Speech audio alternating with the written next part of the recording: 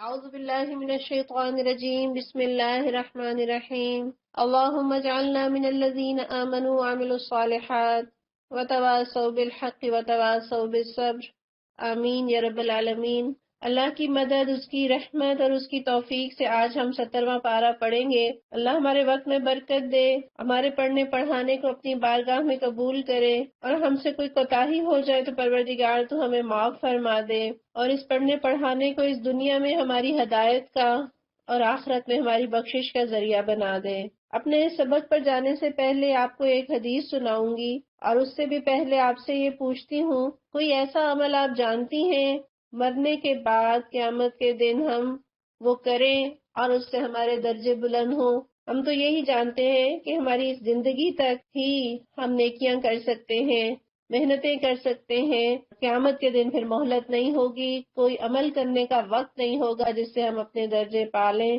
لیکن ایک عمل ایسا ہے، آئیے پڑھتے ہیں۔ پیارے نبی صلی اللہ علیہ وسلم کی حدیث ہے، جو شخص دنیا میں قرآن سے شغف رکھتا تھا اس سے کہا جائے گا کہ قرآن پڑھتا جا اور بلندی کی طرف چڑھتا جا، اور اسی رفتار سے ٹھہر ٹھہر کر پڑھ جس طرح دنیا میں ٹھہر ٹھہر کر پڑھتا تھا۔ تیری منزل وہ آخری آیت ہوگی جہاں تک تو پڑھتا جائے گا۔ یہ مسند احمد، ترمذی، نسائی، ابو داؤد کی حدیث ہے۔ تو دنیا میں قرآن کے ساتھ محبت کرتا تھا، اٹھتا بیٹھتا پڑھتا پڑھاتا رہتا تھا، اللہ تعالیٰ اس کو قیامت کے دن بھی یہ موقع دیں گے کہ تم قرآن پڑھو اسی رفتار سے جس طرح سے تم دنیا میں پڑھتے تھے، اور جنت کی منزلوں کو اور درجوں کو چڑھتے چلے جاؤ۔ تو یہ وہ عمل ہے جو قیامت کے دن بھی اللہ تعالیٰ ہمیں کرنے کا موقع دیں گے، سہولت دیں گے، اور اس کی بنا پر ہمارے درجے بلند ہوں گے۔ تو اللہ تعالیٰ ہمیں اس دنیا میں بھی قرآن پڑھنے کی توفیق دے، اس کے ساتھ شغف رکھنے کی، اور قیامت کے دن اس کے ذریعے ہمارے درجوں کو بلند کرے۔ ہمارے اسلاف بہت محنت کرتے تھے، علم سیکھتے تھے، اور علم کا بہت زیادہ شوق رکھتے تھے۔ حضرت عبداللہ بن مبارک کے بارے میں آتا ہے کہ اکثر دن بھر گھر ہی بیٹھے رہتے، نماز کے لیے نکلتے اور نماز پڑھتے ہی فوراً گھر چلے جاتے۔ ایک دفعہ لوگوں نے ان سے پوچھا، حضور گھر میں تنہا بیٹھے بیٹھے آپ کی طبیعت نہیں گھبراتی؟ تو فرمانے لگے کہ گھبرانا کیسا، میں تو ہر وقت اللہ کے رسول صلی اللہ علیہ وسلم اور پیارے صحابہ کی مجلس میں بیٹھا رہتا ہوں۔ لوگوں نے حیرت سے کہا، اللہ کے رسول اور صحابہ آپ کہاں؟ تو انہوں نے فرمایا، میں حدیث کے مطالعے میں مشغول ہو کر ان کی صحبت میں پہنچ جاتا ہوں، ان کی مجلس میں شریک ہو کر ایک ایک بات دیکھتا ہوں، ان کی بات چیت سنتا ہوں، اور حدیث کے آئینے میں ان کی پوری زندگی میرے سامنے ہوتی ہے۔ تو واقعی کتنا اچھا انداز ہے سوچنے کا اور سمجھنے کا، اور حقیقت ہے کہ جب قرآن کھول کر بیٹھتے ہیں، جب آپ احادیث کی کتابیں کھول کر بیٹھتے ہیں اور پڑھتے ہیں، بالکل ایسا محسوس ہوتا ہے جیسے انہی کی مجلس میں، انہی کی محفل میں پہنچ گئے ہیں اور ان کی بات چیت سن رہے ہیں۔ اور اللہ ہمیں بھی یہ مزہ لگا دے اور ہمیں پڑھنے پڑھانے سے محبت دے دے، اور جو پڑھے اللہ تعالیٰ ہمیں ہماری زندگیوں میں اتارنے کی توفیق بھی دے دے، آمین۔ سورہ انبیاء مکی دور کی سورت ہے، اس کے 7 رکوع ہیں اور 112 آیتیں ہیں۔ شروع کرتے ہیں، بسم اللہ الرحمن الرحیم۔ اقترب للناس حسابهم وهم فی غفلۃ معرضون۔ قریب آ گیا ہے لوگوں کے حساب کا وقت، اور وہ ہے کہ غفلت میں منہ موڑے ہوئے ہیں۔ یہاں کون سے وقت کے قریب آنے کی خبر اللہ دے رہے ہیں؟ مراد ہے قیامت کا قریب آ جانا، یعنی وہ وقت اب دور نہیں جب مجھے اور آپ کو اپنا حساب دینے کے لیے اللہ کے سامنے حاضر ہونا ہوگا۔ اللہم حاسبنا حسابا یسیرا۔ اور پیارے نبی صلی اللہ علیہ وسلم اسی مضمون کو ایک حدیث میں بیان فرماتے ہیں۔ آپ نے اپنی 2 انگلیاں کھڑی کر کے فرمایا کہ میں ایسے وقت پر مبعوث کیا گیا ہوں کہ میں اور قیامت ان 2 انگلیوں کی طرح ہے، یعنی میرے بعد تو بس قیامت ہی ہے، سنبھلنا ہے تو میری دعوت پر سنبھل جاؤ، میرے بعد کوئی اور خبردار کرنے والا نہیں آئے گا، کوئی اور نبی نہیں آئے گا۔ اور اللہ تعالیٰ اس کے بارے میں فرماتے ہیں، قیامت کے دن کے بارے میں، انہم یرونہ بعیدا ونراہ قریبا، کہ بے شک وہ لوگ اسے دور سمجھتے ہیں اور ہم تو اسے قریب ہی دیکھ رہے ہیں۔ اور آپ صلی اللہ علیہ وسلم سے جب کوئی قیامت کے بارے میں سوال کرتا تو آپ ان کے چھوٹے لڑکے کی طرف اشارہ کر کے کہتے کہ اس پر بڑھاپا نہیں آئے گا کہ تم پر تمہاری قیامت آ جائے گی. یعنی قیامت اگر کوئی محسوس کرے کہ دور ہے تو اس کی موت تو اس سے بہت ہی قریب ہے. ہر انسان کی زندگی سے زیادہ موت اس سے قریب ہے. اور ہم دنیا کی خبروں پر یقین رکھتے ہیں، اخبار کی، میڈیا کی خبروں پر یقین رکھتے ہیں، اللہ کی خبر پر اتنا بھی یقین نہیں کہ ہم اس خبر کو سنتے ہی تیاری کی فکر میں لگ جائیں. آپ سوچیں کسی کو کہا جائے کہ تمہارے امتحان قریب آ گئے ہیں، بیٹی کی شادی کا فنکشن قریب ہی آ گیا ہے، کیا حال ہوتا ہے، کیسی تیاری، ہر غیر ضروری مصروفیت ترک کر دی جاتی ہے کہ بس اب تو یہ ایک بڑا مرحلہ جو ہے وہ قریب آنے والا ہے. ایک صحابی رسول ہیں، ان کو ایک زمین کے 2 ٹکڑے ملے. انہوں نے دوسرے سے کہا کہ ایک تم لے لو. تو وہ صحابی فرماتے ہیں آج تو ایک ایسی آیت اتری ہے جس نے دنیا کے ساتھ رہی صحیح دلچسپی بھی ختم کر دی. اور وہ کون سی آیت تھی؟ یہی اقترب للناس حسابهم، کہ قریب آ گیا ہے لوگوں کا حساب کا وقت. بالکل ایسے ہی جیسے کوئی کہے کہ زلزلہ آنے والا ہے، بس گھر کو خالی کر دے، سیلاب آنے والا ہے، یہ حساب کا دن آنے والا ہے. اللہ ہمیں اس پر ایسا یقین دے دے کہ ہم لغویات کو، فضول باتوں کو چھوڑ کر اس اہم دن اور اس اہم مرحلے کی تیاری کرنے والے بن جائیں. اللہ تعالیٰ فرما رہے ہیں کہ وہ غفلت میں منہ موڑے ہوئے ہیں. یعنی حساب کا وقت قریب ہے، اتنا سخت اور مشکل مرحلہ قریب ہے، اور انسان کا حال کیا ہے کہ وہ لغویات میں، وہ فضول گپ شپ میں، ہنسی میں، کھیل میں مگن ہے، نافرمانی میں آگے سے آگے بڑھتا چلا جا رہا ہے. اب حضرت ابو سعید خدری سے روایت ہے کہ اللہ کے رسول صلی اللہ علیہ وسلم ایک دن نماز کے لیے مسجد تشریف لائے تو آپ نے لوگوں کو اس حال میں دیکھا کہ وہ کھلکھلا کر ہنس رہے ہیں. تو آپ صلی اللہ علیہ وسلم نے ارشاد فرمایا میں تمہیں بتاتا ہوں کہ اگر تم لوگ لذتوں کو توڑ دینے والی موت کو زیادہ یاد کرو تو وہ تمہیں اس غفلت میں مبتلا نہ ہونے دے، لہذا لذتوں کو توڑ دینے والی موت کو زیادہ یاد کرو. اور فرمایا حقیقت یہ ہے کہ قبر ہر روز پکارتی ہے، میں تنہائی کا گھر ہوں، میں مٹی اور کیڑوں کا گھر ہوں. جب وہ بندہ زمین کے سپرد کیا جاتا ہے جو حقیقی مومن اور مسلم ہو تو زمین کسی عزیز اور محترم مہمان کے استقبال کی طرح کہتی ہے مرحبا، خوب آئے اور اپنے ہی گھر آئے. تمہیں معلوم ہونا چاہیے کہ جتنے لوگ میرے اوپر چلتے تھے ان میں سب سے زیادہ محبوب اور چہیتے مجھے تم ہی تھے، اور آج تم میرے سپرد کر دیے گئے ہو اور میرے پاس آ گئے ہو تو تم دیکھو گے کہ میں تمہارے ساتھ کیا معاملہ کرتی ہوں، یعنی تمہاری خدمت اور تمہیں راحت پہنچانے کے لیے کیا کرتی ہوں. پھر وہ زمین اس بندہ مومن کے لیے حد نگاہ تک وسیع ہو جاتی ہے اور اس کے واسطے جنت کی طرف ایک دروازہ کھول دیا جاتا ہے. اور جب کوئی سخت بدکار آدمی یا ایمان نہ لانے والا آدمی زمین کے سپرد کیا جاتا ہے تو زمین اس سے کہتی ہے کہ جتنے آدمی میرے اوپر چلتے تھے تو مجھے ان سب سے زیادہ مبغوض تھا، اور آج جب تو میرے حوالے کر دیا گیا ہے اور میرے قبضے میں آ گیا ہے تو ابھی تو دیکھے گا کہ میں تیرے ساتھ کیا کرتی ہوں. آپ نے فرمایا پھر وہ زمین ہر طرف سے اس کو بھیجتی ہے اور دباتی ہے یہاں تک کہ اس دباؤ سے اس کی پسلیاں ادھر ادھر ہو جاتی ہیں. ابو سعید خدری بیان کرتے ہیں کہ حضور صلی اللہ علیہ وسلم نے اپنے ایک ہاتھ کی انگلیوں میں دوسرے ہاتھ کی انگلیاں ڈال کر ہم کو اس کا نقشہ دکھایا اور اس کے بعد فرمایا پھر اس پر 70 اژدہے مسلط کر دیے جاتے ہیں جن میں سے اگر ایک زمین پر پھنکار مار دے تو رہتی دنیا تک وہ زمین کوئی سبزہ نہ اگا سکے. پھر یہ اژدہے اسے برابر کاٹتے نوچتے رہیں گے یہاں تک کہ قیامت اور حشر کے بعد وہ حساب کے مقام تک پہنچا دیا جائے گا. اور پھر آپ صلی اللہ علیہ وسلم نے یہ بھی فرمایا کہ قبر یا تو جنت کے باغیچوں میں سے ایک باغیچہ ہے یا دوزخ کے خندقوں میں سے ایک خندق. اللہ ہمیں موت کو یاد رکھنے والا اور قبر کی تیاری کرنے والا بنا دے. یہی وہ چیز ہے جو مجھے اور آپ کو غفلت سے بیدار کرے گی.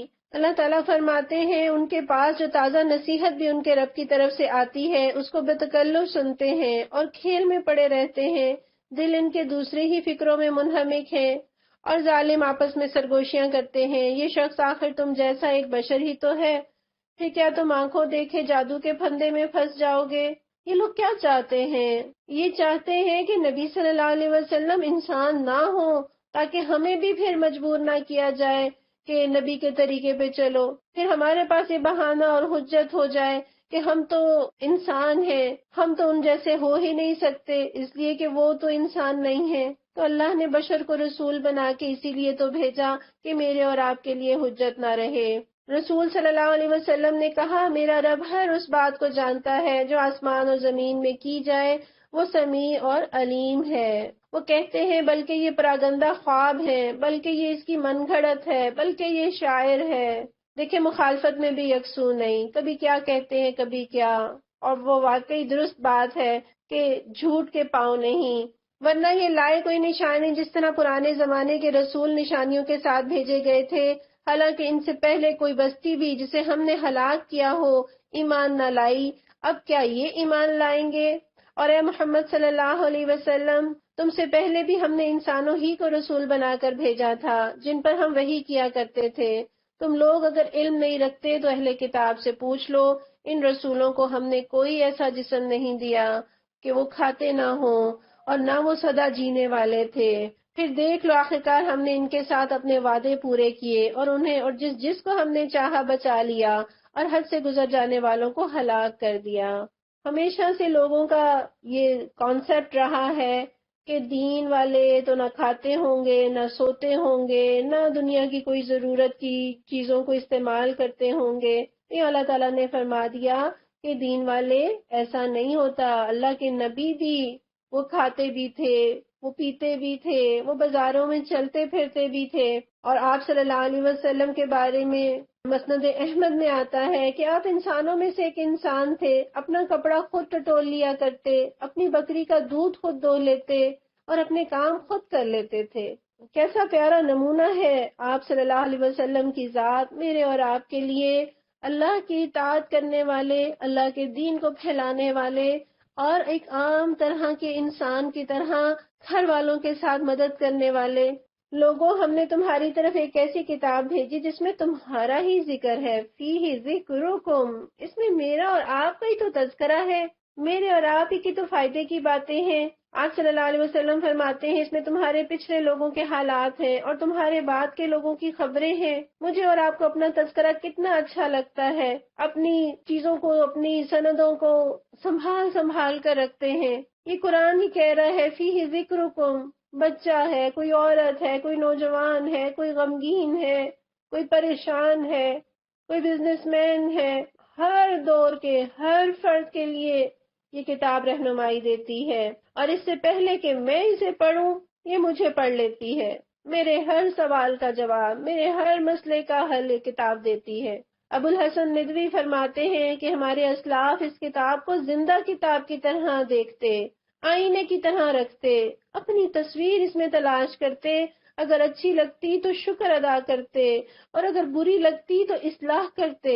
اللہ ہمیں بھی اس کے ساتھ ایسا ہی تعلق دے دے۔ کیا تم سمجھتے نہیں ہو کتنی ظالم بستیاں ہیں جن کو ہم نے پیس کر رکھ دیا اور ان کے بعد دوسری کسی قوم کو اٹھایا جب ان کو ہمارا عذاب محسوس ہوا، یعنی جب عذاب الہی سر پر آ گیا اور انہیں معلوم ہو گیا کہ آ گئی شامت، تو لگے وہاں سے بھاگنے، کہا گیا بھاگو نہیں، جاؤ اپنے انہی گھروں اور عیش کے سامانوں میں جن کے اندر تم چین کر رہے تھے، شاید کہ تم سے پوچھا جائے۔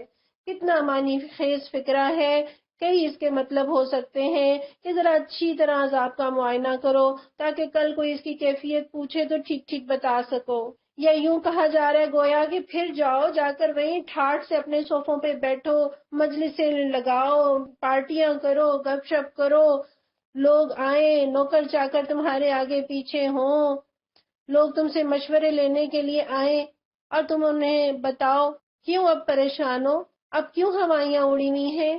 وہ گھر جنہوں نے ہمیں غافل رکھا اس دن کی تیاری سے، مردوں کو ان کی تجارتوں نے غافل رکھا، کسی کو فن موج مستی نے اس دن کی تیاری سے غافل رکھا، تو اللہ تعالیٰ کہہ رہے ہیں جاؤ واپس انہی گھروں میں اور انہی عیش کے سامانوں میں۔ لیکن ہم دیکھتے ہیں کہ مرنے کے بعد تو ایک رات بھی کوئی گھر میں نہیں ٹھہراتا۔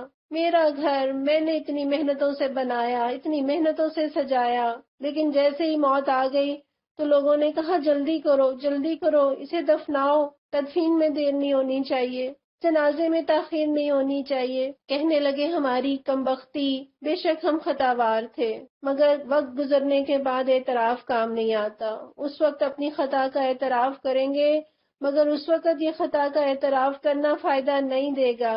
اللہ ہمیں اس دنیا کی زندگی میں اپنی خطاؤں کو تسلیم کرنے والا بنا دے اور اصلاح کرنے والا بنا دے۔ وہ یہی پکارتے رہے یہاں تک کہ ہم نے ان کو کھلیان کر دیا، زندگی کا ایک شرارہ تک ان میں نہ رہا۔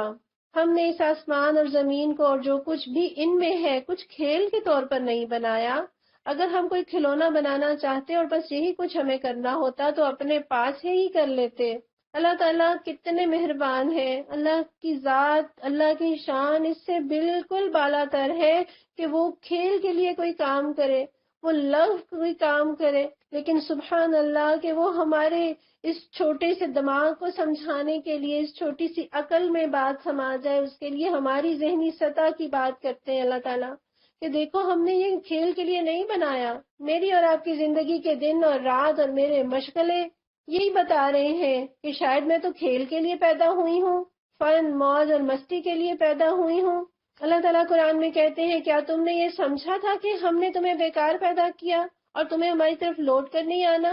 تم نے مذاق سمجھا تھا؟ اور ہم سوچے کہ کہیں مجھے اپنا مقصد زندگی معلوم ہے، میں کیوں اس دنیا میں آئی؟ کیا میں اور آپ جانتے ہیں؟ کیا ہم واقف ہیں؟ ہم یہ بات جانے بغیر اس دنیا کی زندگی میں وقت گزار رہے ہیں۔ ہم بازار جائیں اور کوئی ملے ہم سے اور پوچھے کہ بازار میں کیوں آئے ہو، اور ہم ہانکوں کی طرح اس کی شکل دیکھیں اور کہیں کہ ہاں پتہ نہیں میں کیوں آئی تھی، تو کوئی ہماری عقل پہ شک کرے گا، ایسا ہی ہوگا نا۔ لیکن ہم اس دنیا میں بھیجے گئے ہیں، لیکن ہم نہیں جانتے کہ ہمیں اللہ نے کس لیے بھیجا ہے۔ ہمیں اللہ نے اپنی بندگی کے لیے، وما خلقت الجن والانس الا لیعبدون، اللہ نے اپنی اطاعت کے لیے، اپنی بندگی کے لیے پیدا کیا ہے۔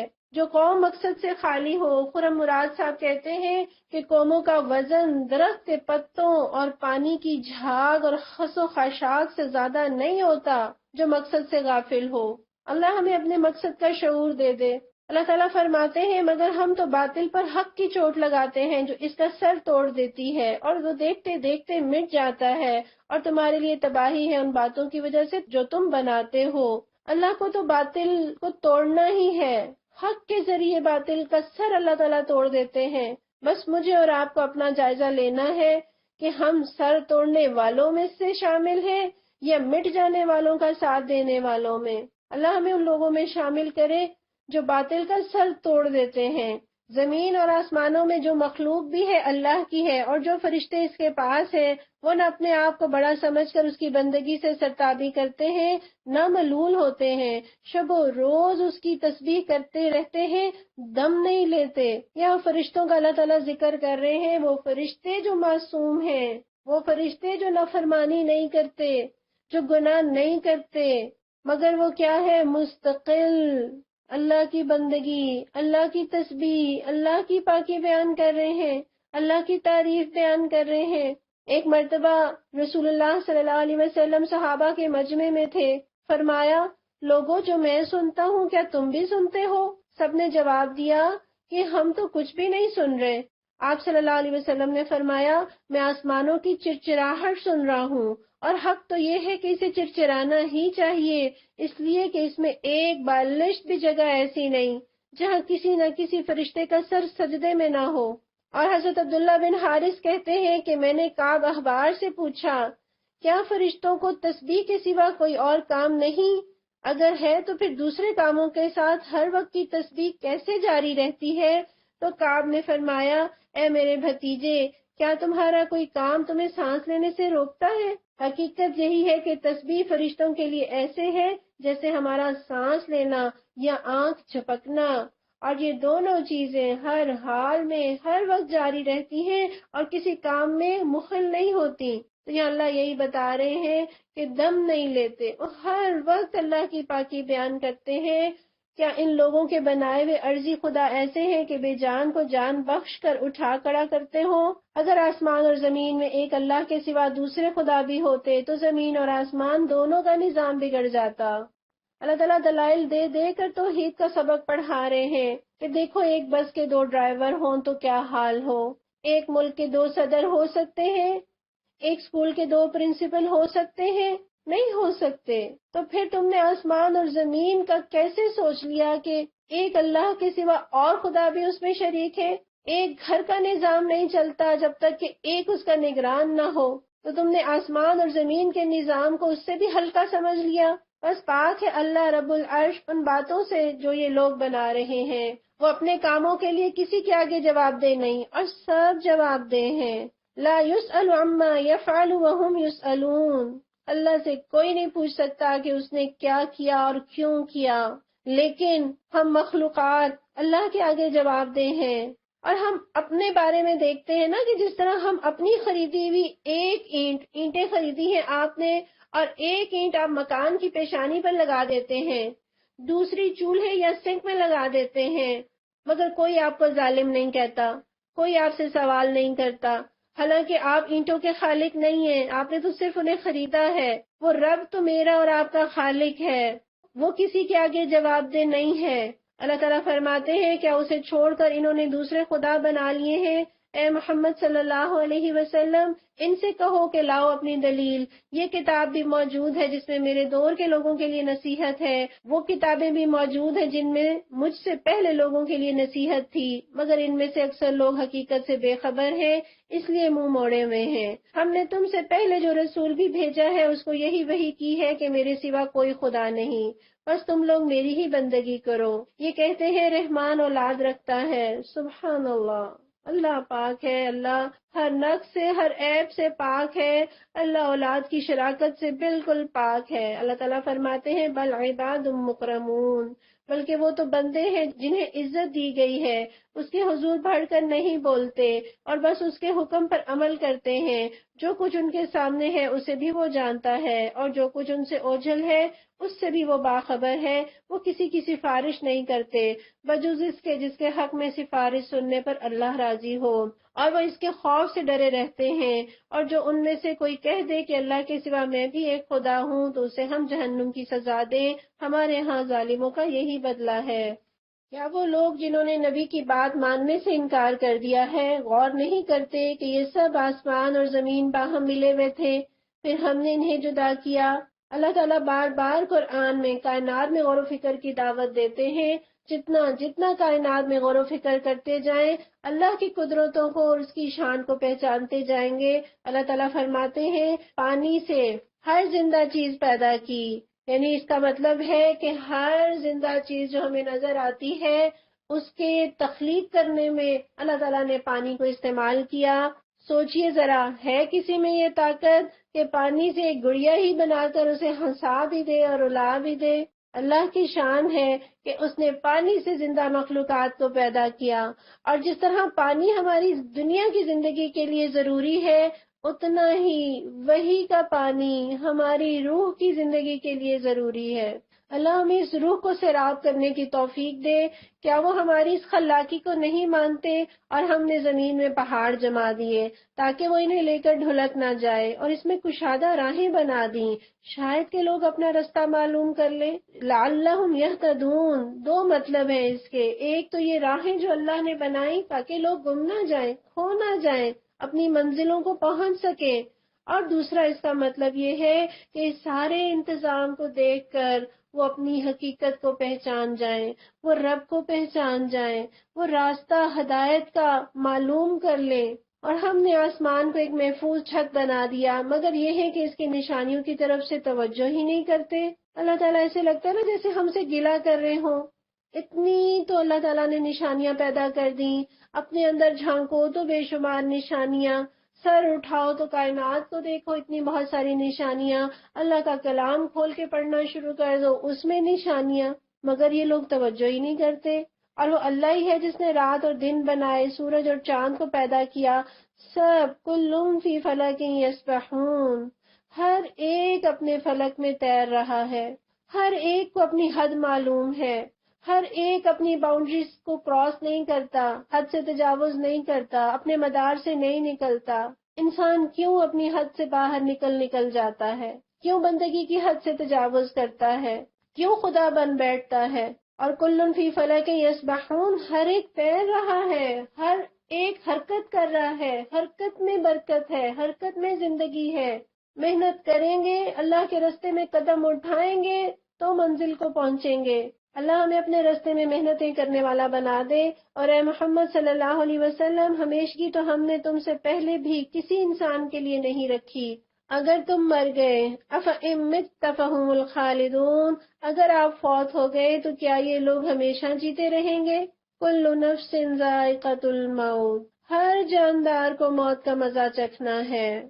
غور کیجئے، سوچئے، ہر چیز میں اختلاف ہو تو ہو، موت پر اختلاف کسی کو نہیں۔ قبر ملے گی کہ نہیں، کفن نصیب ہوگا کہ نہیں، یہ طے نہیں، مگر مرنا ہے۔ یہ وہ منزل ہے، یہ وہ مقام ہے جہاں سے مجھے اور آپ کو گزرنا ہی گزرنا ہے۔ ہم دنیا میں جتنے بھی مصروف ہو جائیں، جیسے ہی موت کا بلاوا آئے گا، یہ دنیا چھوڑ کر جانا ہے۔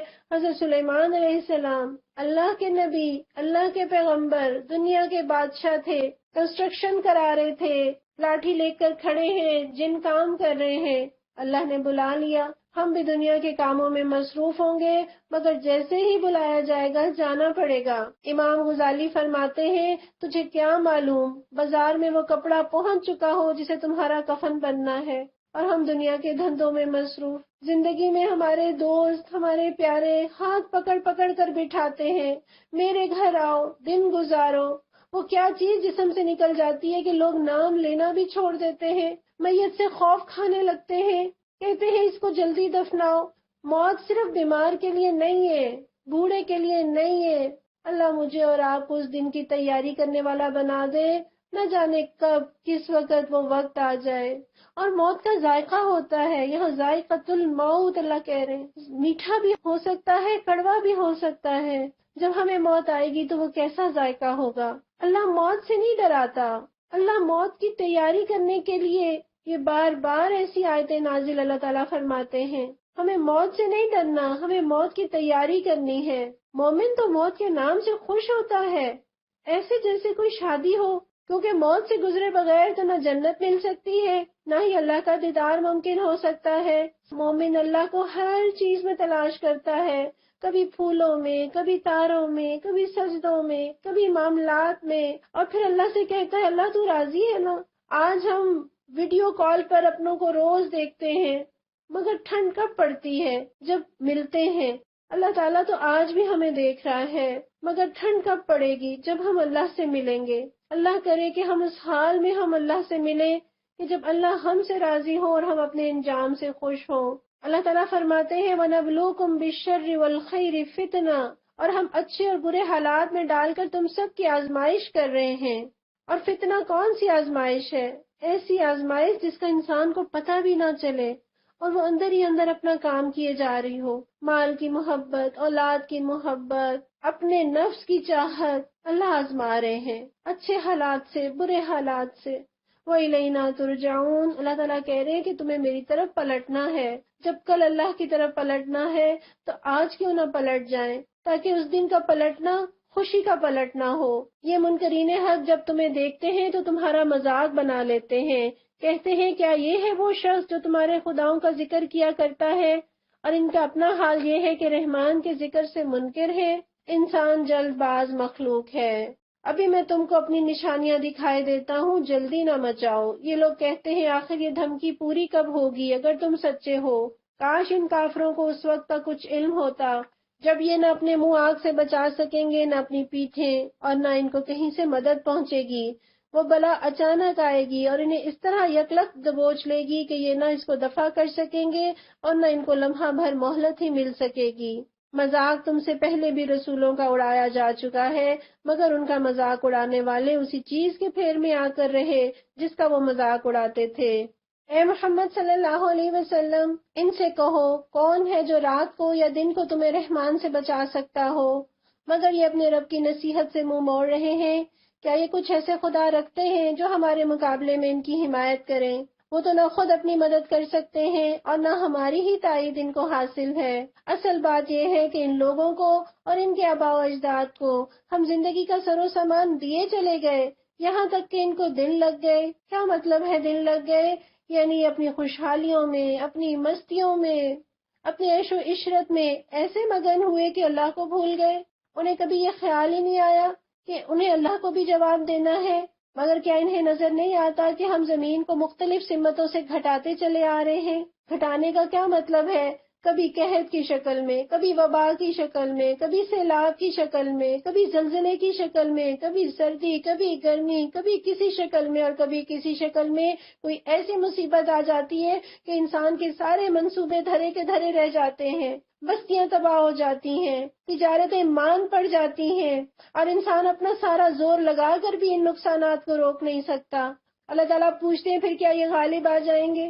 یہ اپنے سانس پہ تو کنٹرول ہے نہیں، اللہ روک لے تو یہ بحال نہیں کر سکتے. تو یہ کیا سمجھتے ہیں کہ معاذ اللہ اللہ پر غالب آ جائیں گے؟ مجھے اور آپ کو اپنے اعمال پر نظر کرنے کی ضرورت ہے. ہم بہت بے بس ہیں، عاجز ہیں. اللہ ہی ہمیں اس آزمائش سے نکال سکتا ہے. حضرت عمر کے دور میں قحط آیا اور حضرت عمر نے یہ خطبہ ارشاد فرمایا، اے لوگو، تم اپنے بارے میں اللہ سے ڈرو اور جو تمہارے پوشیدہ اعمال ہیں ان کی جانچ پڑتال کرو. تم میرے ذریعے سے اور میں تمہارے ذریعے سے آزمائش میں ہوں. ہمیں نہیں معلوم کہ رب ذوالجلال کی ناراضگی میری وجہ سے ہوئی ہے یا تمہاری وجہ سے، یا ہمارا پروردگار ہم سبھی سے ناراض ہے. آؤ ہم سب اپنے اللہ کے آگے ہاتھ پھیلائیں، وہ ہمارے دلوں کی اصلاح فرمائے، ہم پر رحمت فرمائے اور قحط سالی کا خاتمہ فرما دے. راوی کہتے ہیں اس دن سیدنا عمر کو بلند ہاتھوں سے دعا کرتے ہوئے زاروں قطار روتے دیکھا گیا، اور لوگوں نے بھی خوب رو رو کر دعائیں کی. اس واقعے سے سبق لیں، اس سے مجھے اور آپ کو نصیحت ہو جائے. اللہ ہمارے گناہوں کو معاف فرما دے، اللہ ہم پر رحم فرمائے. ہم اللہ پر غالب نہیں آ سکتے. اللہ تعالیٰ فرماتے ہیں ان سے کہہ دو میں تو وحی کی بنا پر تمہیں متنبع کر رہا ہوں، مگر بہرے پکار کو نہیں سنا کرتے جبکہ انہیں خبردار کیا جائے. اور اگر تیرے رب کا عذاب ذرا سا انہیں چھو جائے تو ابھی چیخ اٹھیں، ہائے ہماری کمبختی، بے شک ہم خطاوار تھے. عذاب چھونے سے چیخیں نکل جائیں تو عذاب میں اگر ڈال دیے جائیں ہمیشہ ہمیشہ کے لیے تو کیا حال ہو. قیامت کے روز ہم ٹھیک ٹھیک تولنے والے ترازو رکھ دیں گے، پھر کسی شخص پر ذرہ برابر ظلم نہ ہوگا. جس کا رائی کے دانے کے برابر بھی کچھ کیا دھرا ہوگا وہ ہم سامنے لے آئیں گے، اور حساب لگانے کے لیے ہم کافی ہیں. اللہ اکبر. اللہم حاسبنا حسابا یسیرا. اللہ ہم سے آسان حساب لے. حضرت عمر کہا کرتے تھے، حاسبو قبل ان تحاسبو، اپنا محاسبہ کر لو اس سے پہلے کہ تمہارا محاسبہ کیا جائے. اور وہ کون سے سوال ہیں جو قیامت کے دن پوچھے جائیں گے، جن کا اللہ محاسبہ کریں گے. حضرت ابو برزخ بیان کرتے ہیں کہ اللہ کے رسول نے فرمایا، ابن آدم اس وقت تک اپنے قدم نہیں ہٹا سکے گا جب تک کہ وہ ان باتوں کا جواب نہ دے لے کہ اس نے اپنی عمر کن کاموں میں گھلائی، کن کاموں میں اس نے اپنی عمر کو گزارا، اور جو معلوم تھا اس پر کتنا عمل کیا، مال کہاں سے کمایا اور کن مصارف پر اسے خرچ کیا، اور یہ کہ اپنے جسم کو کن مصروفیات میں گھلایا. یہ سوال ہیں، ان کے جواب تیار کرنے ہیں. اللہ ہمیں اس دنیا کی زندگی میں اس امتحان کی تیاری کرنے والا بنا دے. اللہ اس روز اپنی رحمت اور اپنے فضل سے ہم پر کرم کرے. اپنے فضل سے پروردگار تو جنت دے دے. پہلے ہم موسیٰ اور ہارون کو فرقان اور روشنی اور ذکر عطا کر چکے ہیں، ان متقی لوگوں کی بھلائی کے لیے جو بے دیکھے اپنے رب سے ڈریں اور جن کو حساب کی اس گھڑی کا کھٹکا لگا ہوا ہو. اور اب یہ بابرکت ذکر ہم نے تمہارے لیے نازل کیا، پھر کیا تم اس کو قبول کرنے سے انکاری ہو؟ اس سے بھی پہلے ہم نے ابراہیم علیہ السلام کو اس کی ہوش مندی بخشی تھی اور ہم اس کو خوب جانتے تھے. یاد کرو وہ موقع جبکہ اس نے اپنے باپ اور اپنی قوم سے کہا کہ یہ مورتیں کیسی ہیں جن کے تم لوگ گرویدہ ہو رہے ہو. ذرا سوچے، حضرت ابراہیم بالکل اکیلے تنہا تنہا اپنے خاندان کو بھی اور پوری قوم کو پکار رہے ہیں. کیسا جذبہ اور کیسا اعتماد ہے اپنی ذات کے اندر. اللہ ہمیں بھی ایسی ہمت اور جرت اور اعتماد دے دے. انہوں نے جواب دیا، ہم نے اپنے باپ دادا کو ان کی عبادت کرتے پایا ہے. اس نے کہا، تم بھی گمراہ ہو اور تمہارے باپ دادا بھی سری گمراہی میں پڑے ہوئے تھے. انہوں نے کہا، کیا تو ہمارے سامنے اپنے اصلی خیالات پیش کر رہا ہے یا مذاق کرتا ہے؟ اس نے جواب دیا نہیں، بلکہ فی الواقع تمہارا رب وہی ہے جو زمین اور آسمانوں کا رب اور ان کا پیدا کرنے والا ہے، اس پر میں تمہارے سامنے گواہی دیتا ہوں، اور خدا کی قسم میں تمہاری غیر موجودگی میں ضرور تمہارے بتوں کی خبر لوں گا۔ چنانچہ اس نے ان کو ٹکڑے ٹکڑے کر دیا۔ اب کوئی ہمارے اور آپ کے جیسا عقل مند کہے کہ یہ تو جذباتیت ہے، ایسا تو نہیں کرنا چاہیے، تو دیکھ لیں یہ جذباتیت بڑی مبارک ہے۔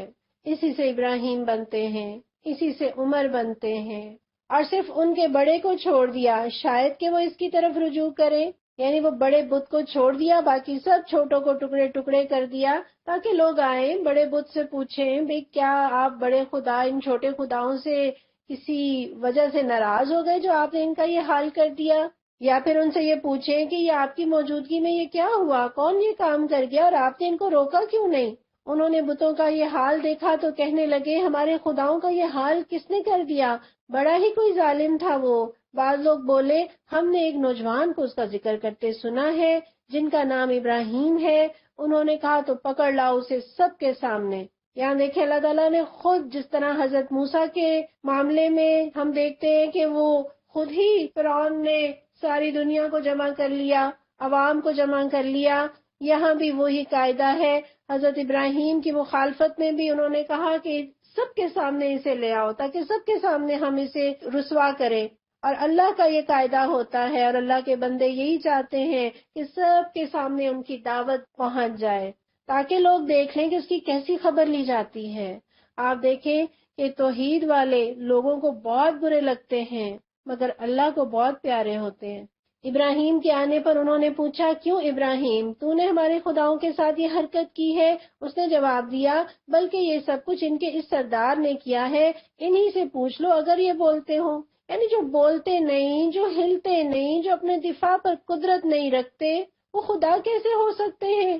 ان سے پوچھو اگر یہ بول سکتے ہو۔ یہ سن کر وہ لوگ اپنے ضمیر کی طرف پلٹے، فرجعوا الی انفسہم۔ یہ ایک وقت ہوتا ہے جو ہر ایک کی زندگی میں آتا ہے جب حق دل پر ٹھا کر کے لگتا ہے، وہی فیصلے کا لمحہ ہوتا ہے۔ اگر ضد، انا یا پھر اپنے نفسانی خواہشات اور جھوٹا وقار آڑے نہ آ جائے تو یہ مرحلہ ہر ایک پر آتا ہے۔ اس لمحے بھر کی روشنی کو اگر ابھرنے دیا جائے تو پوری زندگی روشن ہو جائے، اور اگر ضد میں پڑ جائے تو ہمیشہ کے لیے تاریکیاں تو گویا خود ہی منتخب کر لیں۔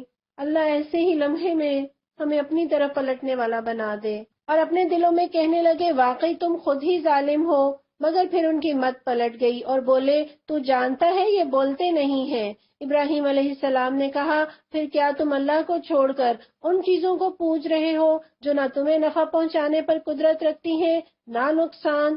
تو پھر تم پر اور تمہارے ان معبودوں پر جن کی تم اللہ کو چھوڑ کر پوجا کر رہے ہو، کیا تم کچھ بھی عقل نہیں رکھتے؟ وہ لوگ تو بتوں کی پوجا کر رہے تھے، آج دنیا میں آپ کے اور میرے ہمسایہ ملک ہندوستان میں کتنے پی ایچ ڈیز، کتنے ڈاکٹرز، کتنے انجینئرز، کتنے پڑھے لکھے لوگ ہیں لیکن بتوں کے آگے سجدہ ریز۔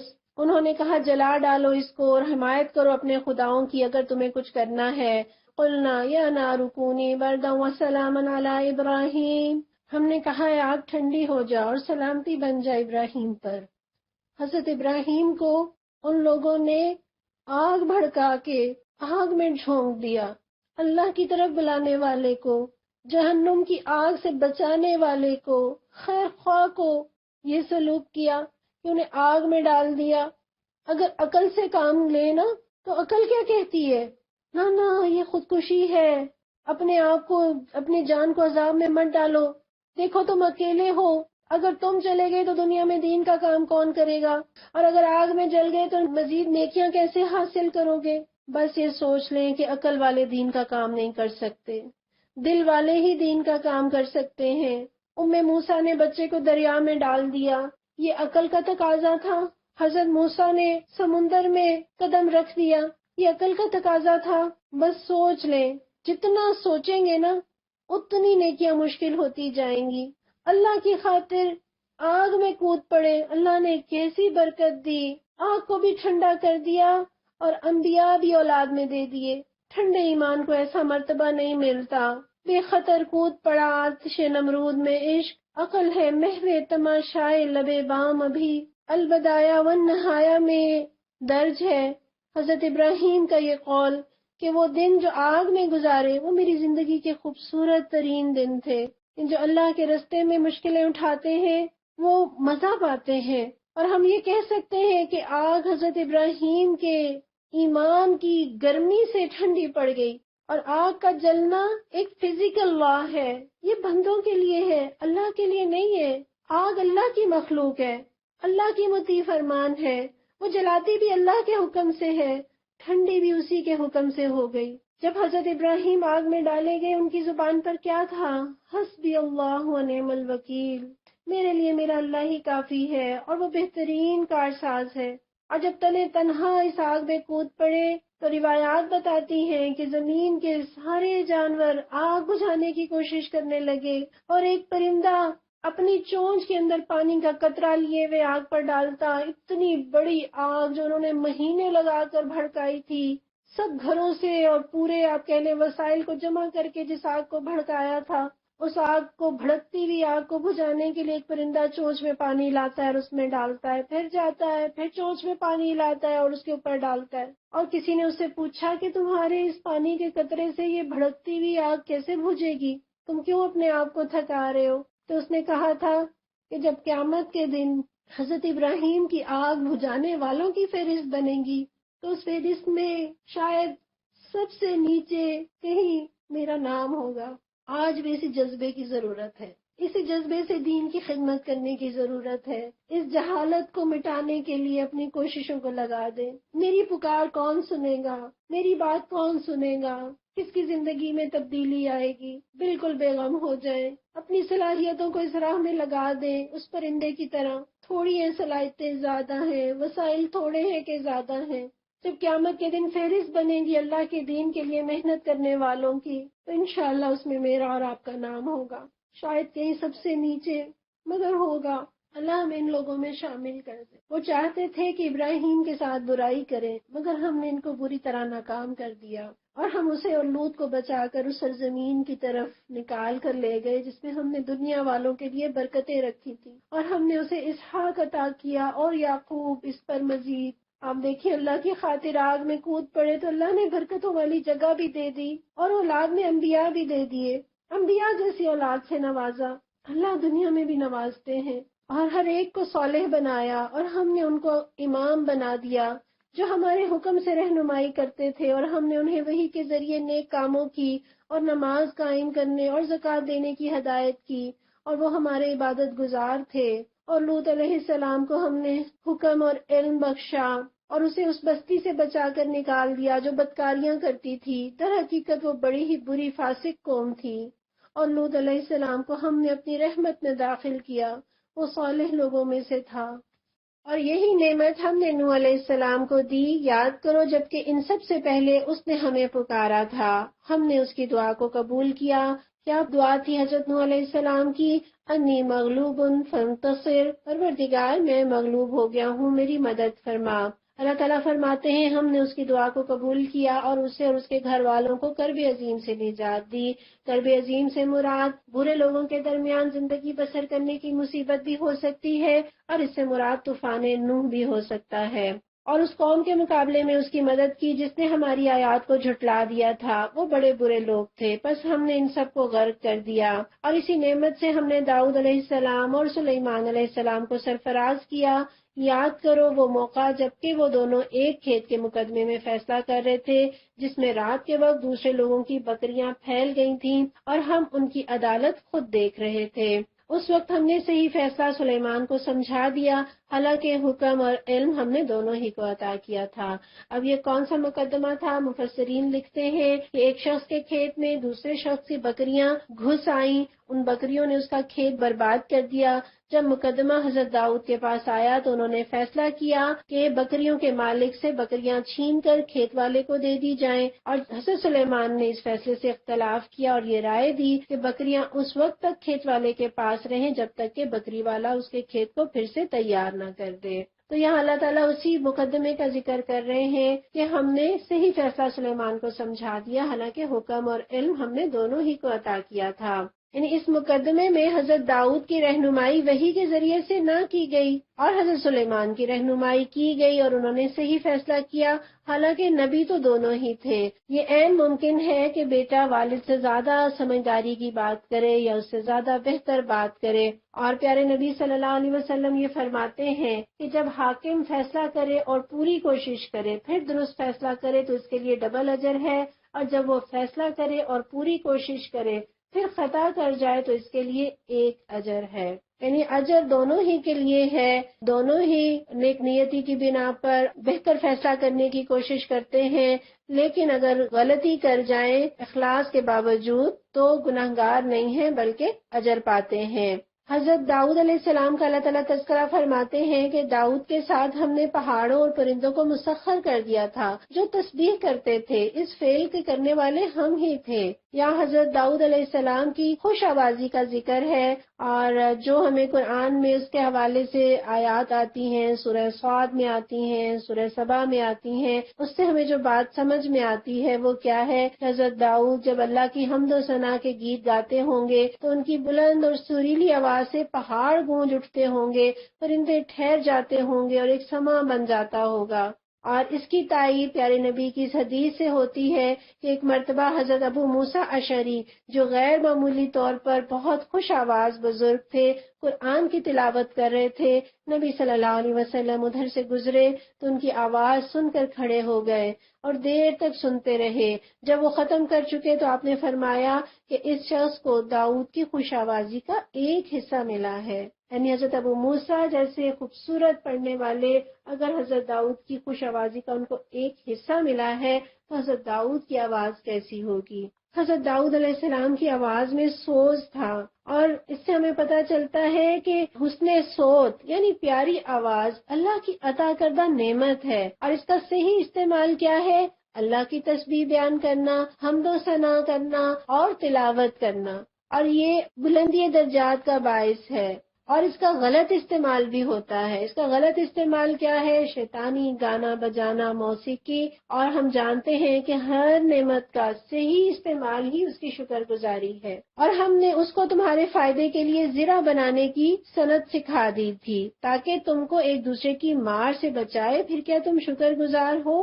یعنی حضرت داؤد کو جو اللہ تعالیٰ نے ایک اور صلاحیت، ایک طرف تو آواز کے اندر نرمی ہے اور دوسری طرف اللہ تعالیٰ نے کیا صلاحیت دی کہ ہم نے لوہے کو اس کے لیے نرم کر دیا۔ سورہ سبا میں آتا ہے نا کہ وہ لوہے کو مولڈ کرنے کی صلاحیت رکھتے تھے، وہ زرہ بنانے کی، زرہ بکر اور لوہے سے اسلحہ بنانے کی صنعت اللہ تعالیٰ نے حضرت داؤد کو سکھائی، اور حضرت داؤد ہی وہ پہلے شخص تھے جنہوں نے جنگ کے اندر ان چیزوں کا استعمال کرنا شروع کیا۔ اور سلیمان علیہ السلام کے لیے ہم نے تیز ہوا کو مسخر کر دیا جو اس کے حکم سے اس سرزمین کی طرف چلتی تھی جس میں ہم نے برکتیں رکھ دی تھی۔ تو یہاں آپ دیکھیں کہ حضرت داؤد بھی بادشاہ ہیں، حضرت سلیمان بھی بادشاہ ہیں، حضرت داؤد بھی اللہ کے نبی ہیں، حضرت سلیمان بھی اللہ کے نبی ہیں، اور حضرت داؤد کو اللہ تعالیٰ نے ایک طرح کی صلاحیت دی ہے کہ وہ لوہے کو نرم کرتے ہیں اور اس کے ساتھ ان کو خوش آوازی دی ہے، جبکہ حضرت سلیمان کو اللہ تعالیٰ نے ہواؤں اور جنات یعنی جو غیر مرئی قسم کی مخلوقات ہیں جو کہ نظر بھی نہیں آتی، ان کا کنٹرول جو ہے اللہ تعالیٰ نے انہیں عطا کیا تھا۔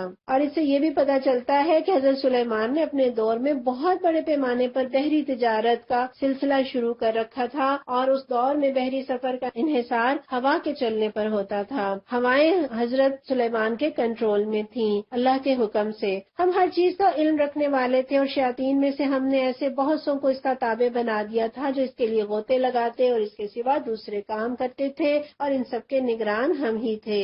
اور یہی ہوش مندی اور حکم اور علم کی نعمت ہم نے ایوب علیہ السلام کو دی تھی۔ یاد کرو جب کہ اس نے اپنے رب کو پکارا، کیا پکارا؟ انی مسنی الضر وانت ارحم الراحمین۔ کتنی پیاری اور کتنی سادہ دعا ہے کہ پروردگار مجھے بیماری لگ گئی ہے اور تو ارحم الراحمین ہے۔ کوئی شکوہ نہیں کر رہے کہ اللہ تو نے مجھے بیمار کر دیا ہے، بلکہ کہہ رہے کہ مجھے بیماری لگ گئی ہے، اور دعا بھی کیا ہے کہ بس تو ارحم الراحمین ہے، تو سب رحم کرنے والوں سے اچھا رحم کرنے والا ہے۔ مانگ نہیں رہے، لیکن ان کی دعا کے اندر یہ بات شامل ہے کہ پروردگار تو ہمیں رحم فرما۔ اللہ تعالیٰ نے حضرت داؤد اور حضرت سلیمان کی شکل میں ہمیں شکر کی مثال دی، اور حضرت ایوب کی زندگی سے مجھے اور آپ کو اللہ تعالیٰ صبر کی مثال دے رہے ہیں۔ یہ بیماری کا وظیفہ بھی ہے، لیکن اصل چیز کیا ہے؟ اگر نعمت ملے تو اللہ کا شکر ادا کرے، اور اگر کوئی مصیبت آ جائے تو صبر کرنے والے ہوں۔ اور نہ کسی نعمت کا ملنا صرف اس بات کی علامت ہے کہ اللہ راضی ہے، اور نہ ہی کسی نعمت کا چھننا ہمیشہ اس کی طرف سے عذاب ہی کی نوید ہے۔ ہم نے اس کی دعا کو قبول کیا، اور جو تکلیف اسے تھی اسے دور کر دیا، اور صرف اس کے اہل و عیال ہی اس کو نہیں دیے بلکہ ان کے ساتھ اتنے ہی اور بھی دیے، اور اپنی خاص رحمت کے طور پر، اس لیے کہ یہ ایک سبق ہو عبادت گزاروں کے لیے۔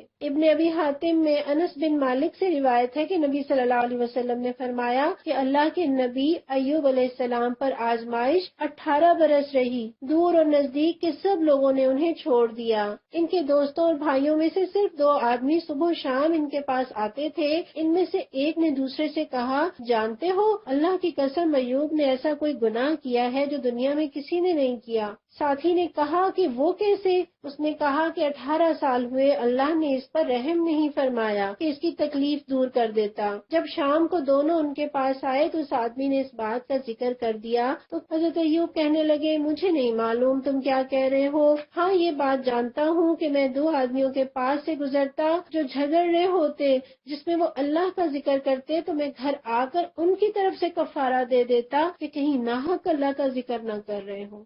میرا یہ روایت بیان کرنے کا مقصد یہ ہے، ہم کیا سوچ رہے ہوتے ہیں؟ کسی پر مصیبت آئے تو ہم یہ سوچتے ہیں یقیناً اس کے گناہوں کا نتیجہ ہے، اور اللہ بعض اوقات درجات بلند کرنے کے لیے اللہ تعالیٰ آزمائش میں ڈالتے ہیں۔ اور حضرت ایوب اور پیغمبروں کے بارے میں ایسی بات کرنا، وہ کتنے نیک، کتنے اچھے انسان ہیں کہ گناہ کوئی اور کرتا ہے، کفارہ وہ دے رہے ہیں، اتنا اللہ کا خوف ہے۔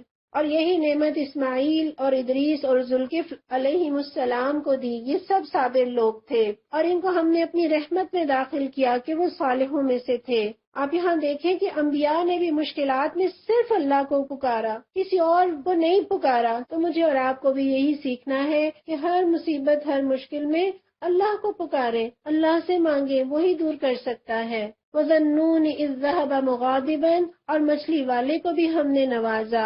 یاد کرو جب وہ اپنی قوم کی نافرمانیوں کی بنا پر ناراض ہو کر چلے گئے تھے اور سمجھے تھے کہ ہم اس پر گرفت نہ کریں گے، آخر کو اس نے تاریکیوں میں پکارا۔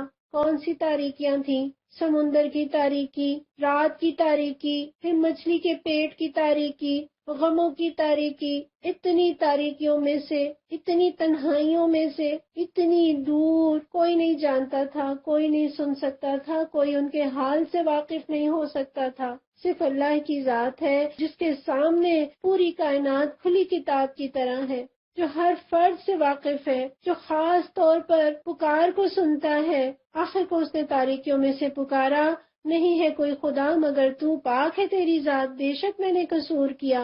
لا الہ الا انت سبحانک انی کنت من الظالمین، لا الہ الا انت سبحانک انی کنت من الظالمین، لا الہ الا انت سبحانک انی کنت من الظالمین۔ یہ صرف وظیفہ نہیں ہے، یہ اقرار ہے، پروردگار تو ہی معبود ہے، تیرے سوا کوئی الہ نہیں، اور تیری ذات ہر عیب سے، ہر نقص سے، ہر کمی سے پاک ہے۔ اور بے شک میں نے ظلم ڈھایا، میں نے غلطی کی، مجھ سے کوتاہی ہوئی، مجھ سے گناہ ہوا، مجھ سے زیادتی ہوئی، پروردگار تو مجھے معاف فرما دے۔ اللہ تعالیٰ فرماتے ہیں تب ہم نے اس کی دعا قبول کی، غم سے اسے نجات بخشی، اور اسی طرح ہم مومنوں کو بچا لیا کرتے ہیں۔ یعنی یہ نسخہ گویا سب کے لیے ہے، جو بھی اہل ایمان یہ کہہ کر پکارے اللہ کو کہ پروردگار میں گناہ گار ہوں، مجھ سے کوتاہی ہوئی ہے، ہم اس کو بچا لیں گے۔ پیارے نبی فرماتے ہیں جس مسلمان نے بھی اس دعا کے ساتھ کسی معاملے کے لیے دعا مانگی تو اللہ نے اسے قبول فرما لیا۔ اور آپ یہ بھی فرماتے ہیں میرے علم میں مصیبت سے بچ جانے کے لیے اس سے بہتر اور کوئی چیز نہیں۔ اور زکریا کو جبکہ اس نے اپنے رب کو پکارا، اے پروردگار ربی لا تذرنی فردا وانت خیر الوارثین، پروردگار مجھے اکیلا نہ چھوڑ، اور بہترین وارث تو تو ہی ہے۔ بس ہم نے اس کی دعا کو قبول کیا اور اسے یحییٰ عطا کیا۔ اللہ ہمارے بھی جتنے پیارے بے اولاد ہیں، اللہ انہیں صالح اولاد سے نواز، انہیں یحییٰ جیسے بیٹوں سے نواز، اور اس کی بیوی کو اس کے لیے درست کر دیا۔ یہ لوگ نیکی کے کاموں میں دوڑ دھوپ کرتے تھے۔ کون سا وظیفہ یہاں دعا کے لیے؟ ہم یہ تو جانتے ہیں ربی لا تذرنی فردا وانت خیر الوارثین، یہ وظیفہ ہے، لیکن وظیفہ تو اگلی ہی آیت میں ہے کہ یہ لوگ نیکی کے کاموں میں دوڑ دھوپ کرتے تھے۔ یہ وظیفہ بہت کم لوگوں کو پتا ہے۔ بس نیکی کے کاموں میں دوڑ دھوپ کرے، آپ کی روحانی اولادیں تیار ہوں گی جو آپ کے لیے مغفرت کے دعائیں کریں گی، جو نیکیوں پہ عمل کریں گی، اس علم پہ عمل کریں گی جو آپ نے پھیلایا ہوگا، اور وہ آپ کی بخشش کا ذریعہ بنے گی، آپ کے بلندی درجات کا ذریعہ بنے گی۔ اللہ مجھے اور آپ کو اپنے لیے ایسی روحانی اولادیں تیار کرنے کی توفیق دے۔ ہمیں رغبت اور خوف کے ساتھ پکارتے تھے اور ہمارے آگے جھکے ہوئے تھے، یعنی دعا کرتے تھے، آرڈر نہیں کرتے تھے، اور دعا ہے، درخواست ہے، رد بھی ہو سکتی ہے، اسی بات کا خوف تھا۔ تو امید بھی ہو اور خوف بھی ہو، اور کیا ہے، اللہ کے آگے جھکے ہوئے ہوں۔ اور وہ خاتون جس نے اپنی عصمت کی حفاظت کی تھی، ہم نے اس کے اندر اپنی روح سے پھونکا اور اسے اور اس کے بیٹے کو دنیا بھر کے لیے نشانی بنا دیا۔ یہ تمہاری امت حقیقت میں ایک ہی امت ہے اور میں تمہارا رب ہوں، بس تم میری عبادت کرو۔ مگر یہ لوگوں کی کارستانی ہے کہ انہوں نے آپس میں اپنے دین کو ٹکڑے ٹکڑے کر ڈالا۔ سب کو ہماری طرف پلٹنا ہے۔ پھر جو نیک عمل کرے گا اس حال میں کہ وہ مومن ہو تو اس کے کام کی ناقدری نہ ہوگی۔ اللہ تعالیٰ نیک لوگوں کی ناقدری نہیں کرتے۔ اللہ تو اتنی قدر کرتے ہیں اپنے نیک بندوں کی کہ اگر وہ کسی بیماری، کسی مشکل کی وجہ سے وہ نیکی نہ کر پائے جو وہ بہتر حالات میں، اچھے حالات میں، تندرستی میں کرتا تھا، تو اللہ تعالیٰ کہتے ہیں اس کے لیے وہ نیکی لکھ دو۔ اللہ اتنی قدردانی کرتے ہیں۔ اور ممکن نہیں ہے کہ جس بستی کو ہم نے ہلاک کر دیا ہو وہ پھر پلٹ سکے، یہاں تک کہ جب یاجوج اور ماجوج کھول دیے جائیں گے اور وہ ہر بلندی سے نکل پڑیں گے اور وعدہ برحق کے پورا ہونے کا وقت قریب آ لگے گا۔ یہ یاجوج اور ماجوج قیامت کی نشانیوں میں سے ایک نشانی ہے۔ ان کے کھول دیے جانے کا مطلب ہے کہ وہ دنیا پر اس طرح ٹوٹ پڑیں گے جیسے کوئی شکاری درندہ یکایک پنجرے سے یا بندھن سے چھوڑ دیا گیا ہو۔ اور پیارے نبی صلی اللہ علیہ وسلم نے قیامت کی علامات بتائیں کہ قیامت قائم نہ ہوگی جب تک کہ تم اس سے پہلے یہ 10 علامتیں نہ دیکھ لو: دھواں، دجال، دابت الارض، مغرب سے سورج کا طلوع ہونا، عیسیٰ ابن مریم کا نزول، یاجوج اور ماجوج کی یورش، اور 3 بڑے خسوف یعنی زمین کا دھنسایا جانا، لینڈ سلائیڈنگ، ایک مشرق میں، دوسرا مغرب میں، اور تیسرا جزیرت العرب میں۔ پھر سب سے آخر میں یمن سے ایک سخت آگ اٹھے گی جو لوگوں کو محشر کی طرف ہانکے گی، اور بس اس کے بعد قیامت آ جائے گی۔ اور پیارے نبی یہ بھی فرماتے ہیں قیامت ان لوگوں پر قائم ہوگی جو اللہ کی مخلوق میں سے بدترین لوگ ہوں گے، وہ جاہلیت والوں سے بھی بدتر ہوں گے، اور اللہ تعالیٰ سے جو بھی مانگیں گے اللہ انہیں وہ چیز دے دے گا۔ یہ مسلم کی حدیث ہے۔ اللہ تعالیٰ ہمیں اس دن کی تیاری کرنے والا بنا دے۔ اللہ تعالیٰ فرماتے ہیں یکایک ان لوگوں کے دیدے پھٹے کے پھٹے رہ جائیں گے جنہوں نے کفر کیا تھا، کہیں گے ہائے ہماری کمبختی، ہم اس چیز کی طرف سے غفلت میں پڑے ہوئے تھے، بلکہ ہم خطا کار تھے۔ بے شک تم اور تمہارے وہ معبود جنہیں تم پوچھتے ہو جہنم کا ایندھن ہے، وہیں تم کو جانا ہے۔ اگر یہ واقعی خدا ہوتے تو وہاں نہ جاتے۔ اب سب کو ہمیشہ اسی میں رہنا ہے۔ وہاں وہ پھنکارے ماریں گے اور حال یہ ہوگا کہ اس میں کان بڑی آواز سنائی نہ دے گی۔ رہے وہ لوگ جن کے لیے ہماری طرف سے بھلائی کا پہلے ہی فیصلہ ہو چکا ہوگا تو وہ یقیناً اس سے دور رکھے جائیں گے، اس کی سرسراہٹ تک نہ سنیں گے۔ یعنی وہ کس قدر سکون میں ہوں گے، نیک لوگ کیسی رحمتوں میں ہوں گے۔ اللہ ہمیں ان لوگوں میں شامل کر دے جن کے بارے میں اللہ تعالیٰ فرما رہے ہیں، اور وہ ہمیشہ ہمیشہ اپنی من بھاتی چیزوں کے درمیان رہیں گے۔ آج اپنی خواہشات کو یہاں سے وہاں منتقل کر دیں، انشاءاللہ وہاں سب کچھ ملے گا جو میں اور آپ چاہیں گے۔ اللہ کے وعدوں پہ یقین کر لیں۔ پروردگار فرماتے ہیں وہ انتہائی گھبراہٹ کا وقت ان کو ذرا پریشان نہ کرے گا، اور ملائکہ بھر بھر کر ان کو ہاتھوں ہاتھ لیں گے، جیسے دلہن ہوتی ہے نا، کیسے اس کا استقبال سب آگے بڑھ بڑھ کر رہے ہوتے ہیں، اور دوسرا مجرم ہے جس کو ہر طرف سے لاٹھیاں پڑ رہی ہوتی ہیں۔ بس انتخاب تو میرا اور آپ کا اپنا ہے، ہم کون سا راستہ اور کون سا انجام اپنے لیے چوز کرتے ہیں۔ اللہ تعالیٰ فرماتے ہیں یہ تمہارا وہی دن ہے جس کا تم سے وعدہ کیا جاتا ہے، وہ دن جب کہ آسمان کو ہم یوں لپیٹ کر رکھ دیں گے جیسے تومار میں اوراق لپیٹ دیے جاتے ہیں۔ جس طرح پہلے ہم نے تخلیق کی ابتدا کی تھی اسی طرح ہم پھر اس کا اعادہ کریں گے۔ یہ ایک وعدہ ہے ہمارے ذمے اور یہ کام ہمیں بہرحال کرنا ہے۔ اور زبور میں ہم نصیحت کے بعد یہ لکھ چکے کہ زمین کے وارث ہمارے نیک بندے ہوں گے۔ اس میں ایک بڑی خبر ہے عبادت گزار لوگوں کے لیے۔ اے محمد صلی اللہ علیہ وسلم، ہم نے جو تم کو بھیجا ہے تو یہ دراصل دنیا والوں کے حق میں ہماری رحمت ہے۔ یہ اللہ کی رحمت ہے کہ اللہ تعالیٰ نے نبی صلی اللہ علیہ وسلم کو میرے اور آپ کے لیے رول ماڈل بنا کر بھیجا۔ کتنے شفیق، کتنے مہربان، امت کے لیے شفیق، امت کا درد رکھنے والے۔ گویا اللہ تعالیٰ کہہ رہے بے وقوفو جسے تم زحمت سمجھ رہے ہو وہ تو دراصل تمہارے لیے رب کی رحمت ہے۔ آپ صلی اللہ علیہ وسلم فرماتے ہیں میں رحمت مجسم بن کر آیا ہوں جو اللہ کی طرف سے اہل جہان کے لیے تحفہ ہے۔ ان سے کو میرے پاس جو وحی آتی ہے وہ یہ ہے کہ تمہارا خدا سے فیک خدا ہے، پھر کیا تم سر اطاعت جھکاتے ہو؟ اگر وہ منہ پھیریں تو کہہ دو کہ میں نے علل اعلان تم کو خبردار کر دیا ہے۔ اب یہ میں نہیں جانتا کہ وہ جس چیز کا تم سے وعدہ کیا جا رہا ہے قریب ہے یا دور۔ اللہ وہ باتیں بھی جانتا ہے جو بآواز بلند کی جاتی ہیں اور وہ بھی جو تم چھپا کر کرتے ہو۔ میں تو یہ سمجھتا ہوں کہ شاید یہ دیر تمہارے لیے ایک فتنہ ہے اور تمہیں ایک وقت خاص تک کے لیے مزے کرنے کا موقع دیا جا رہا ہے۔ آخر کار رسول صلی اللہ علیہ وسلم نے فرمایا کہ اے میرے رب، حق کے ساتھ میرا فیصلہ کر دے اور لوگوں تم جو باتیں بناتے ہو ان کے مقابلے میں ہمارا رب رحمان ہی ہمارے لیے مدد کا سہارا ہے۔ جب بھی غم آئے، جب بھی دکھ آئے، اس دعا کو پڑھ لیجئے وَرَبُّنَا الرَّحْمَنُ الْمُسْتَعَانُ عَلَى مَا تَصِفُونَ۔ سورہ حج، اور یہ واحد سورت ہے جو عبادات میں سے ایک عبادت یعنی حج کے نام پر ہے۔ اس کا کچھ حصہ مکہ میں اور زیادہ حصہ مدینہ میں نازل ہوا، اس حوالے سے اس سورت کو مدنی سورت کہتے ہیں۔ 10 رکوع ہیں، 78 آیات ہیں۔ اس سورت کے اندر حج کا بھی ذکر ہے، قیامت کا بھی ذکر ہے، اور حج اور قیامت میں یا حج اور موت میں بہت ساری باتیں مشترک ہیں۔ جس طرح ہم حج میں اپنے گھر کو، اپنے آرام کو، اپنے پیاروں کو، اپنے کاروبار کو چھوڑ کر اللہ سے ملنے کے لیے، اللہ کے گھر کی ملاقات کے لیے روانہ ہو جاتے ہیں، 2 سفید چادروں میں ملبوس ہوتے ہیں مرد، عورتیں بھی احرام پہنتی ہیں۔ اسی طرح جب موت آئے گی تو کفن کی سفید چادریں پہن کر ہم روانہ ہو جائیں گے اپنے گھر بار اور اپنے آرام اور اپنے پیاروں کو چھوڑ کر۔ اور یہاں تو ایئرپورٹ تک لوگ ساتھ جاتے ہیں پھولوں کی پتیاں لے کر۔ شاید ہماری میت کے ساتھ بھی ایسا ہو کہ قبرستان تک ہمارے پیارے ہمیں چھوڑنے کے لیے جائیں۔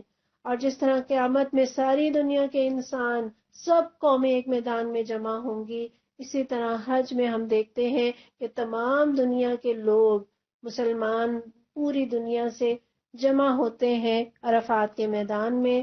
دیکھتے ہیں اس صورت میں یا ایھا الناس اتقوا ربکم، لوگوں اپنے رب کے غضب سے بچو۔ یہاں اللہ تعالیٰ پوری انسانیت کو دعوت دے رہے ہیں کہ اپنے رب کا تقوی اختیار کرو، اپنے رب کی نافرمانی سے بچو۔ تو انسانوں تک، پوری دنیا کے انسانوں تک یہ پیغام کون پہنچائے گا؟ میں اور آپ، یہ میری اور آپ کی ذمہ داری ہے کہ ہم نے رب کا یہ پیغام دنیا کو پہنچانا ہے۔ اللہ ہمیں اس پیغام کا حق ادا کرنے والا بنائے۔ اللہ تعالیٰ فرماتے ہیں حقیقت یہ ہے کہ قیامت کا زلزلہ بڑی ہولناک چیز ہے۔ زلزلہ تو اٹ سیلف ہی بڑا ہولناک ہوتا ہے، لیکن جس کو اللہ عظیم کہے وہ کتنا سخت ہوگا۔ اللہ کے نبی صلی اللہ علیہ وسلم قیامت کے سور کا ذکر کرتے ہوئے فرماتے ہیں اس وقت زمین کی حالت اس کشتی کی طرح ہوگی جو موجوں کے تھپیڑے کھا کر ڈگمگا رہی ہو، یا اس لٹکی ہوئی قندیل کی سی ہوگی جسے ہوا کے جھونکے بری طرح جھنجھوڑ رہے ہوں گے۔ تو تصور کیجئے کیسا دن ہوگا اذا رجت الارض رجا، جب زمین جھنجھوڑ ڈالی جائے گی۔ اس دن کا اللہ تعالیٰ ذکر کر رہے ہیں جس روز تم اسے دیکھو گے، اور حال یہ ہوگا کہ ہر دودھ پلانے والی اپنے دودھ پیتے بچے سے غافل ہو جائے گی۔ یہ وہ منظر اللہ تعالیٰ بتا رہے ہیں کہ ماں جب اپنے بچے کو دودھ پلاتی ہے تو ہلتی بھی نہیں کہ بچہ کہیں دودھ پینا چھوڑ نہ دے۔ تو وہ دن کیسا دن ہوگا جبکہ دودھ پلانے والی اپنے دودھ پیتے بچے سے غافل ہو جائے گی، اور ہر حاملہ کا حمل گر جائے گا، اور لوگ تم کو مدہوش نظر آئیں گے، حالانکہ وہ نشے میں نہ ہوں گے، بلکہ اللہ کا عذاب ہی کچھ ایسا سخت ہوگا۔ اللہ کرے یہ نقشہ ہماری آنکھوں میں ایسا سما جائے کہ ہمارے گناہوں کا دم گھٹ جائے۔ پیارے نبی فرماتے ہیں کہ تم اللہ کے سامنے ننگے پیر، ننگے بدن اور بے ختنہ حاضر کیے جاؤ گے۔ حضرت عائشہ فرماتی ہیں میں نے نبی صلی اللہ علیہ وسلم سے پوچھا مرد اور عورتیں ایک ساتھ ایک دوسرے پر نظریں پڑیں گی؟ آپ صلی اللہ علیہ وسلم نے فرمایا عائشہ وہ وقت نہایت سخت اور خطرناک ہوگا، یعنی کوئی کسی کی طرف دیکھے گا بھی نہیں، سب برہنہ ہوں گے لیکن کوئی کسی کی طرف آنکھ اٹھا کر بھی نہیں دیکھے گا۔ کیسا نشہ ہوگا، کیسی گھبراہٹ ہوگی۔ ہمیں دنیا میں اس بات کا تجربہ ہے کہ کبھی سخت کسی ٹرامے سے گزرے ہوں، کسی سخت مصیبت غم سے گزرے ہوں تو ہمیں کوئی پتہ نہیں ہوتا کون آیا کون گیا، کس نے کچھ کہا۔ تو اللہ قیامت کا منظر بتا رہے ہیں کہ لوگ ایسے مدہوش ہوں گے، حالانکہ وہ نشے میں نہ ہوں گے بلکہ اللہ کا عذاب ہی کچھ ایسا سخت ہوگا۔ بعض لوگ ایسے ہیں جو علم کے بغیر اللہ کے بارے میں بحثیں کرتے ہیں۔ بحث وہ کرتا ہے جس کے پاس علم نہیں، جس کے پاس علم ہوتا ہے وہ دلیل دیتا ہے اور کہہ دیتا ہے کہ ماننا ہے تو مانو ورنہ نہ مانو۔ ہر شیطان شرکس کی پیروی کرنے لگتے ہیں، حالانکہ اس کے تو نصیب ہی میں یہ لکھا ہے کہ جو اس کو دوست بنائے گا اسے وہ گمراہ کر کے چھوڑے گا اور عذاب جہنم کا راستہ دکھائے گا۔ لوگوں، اگر تمہیں زندگی بعد موت کے بارے میں کچھ شک ہے تو تمہیں معلوم ہو کہ ہم نے تمہیں مٹی سے پیدا کیا، پھر نطفے سے، پھر خون کے لوتھڑے سے، پھر گوشت کی بوٹی سے جو شکل والی بھی ہوتی ہے اور بے شکل بھی۔ یہ ہم اس لیے بتا رہے ہیں کہ تاکہ تم پر حقیقت واضح کرے۔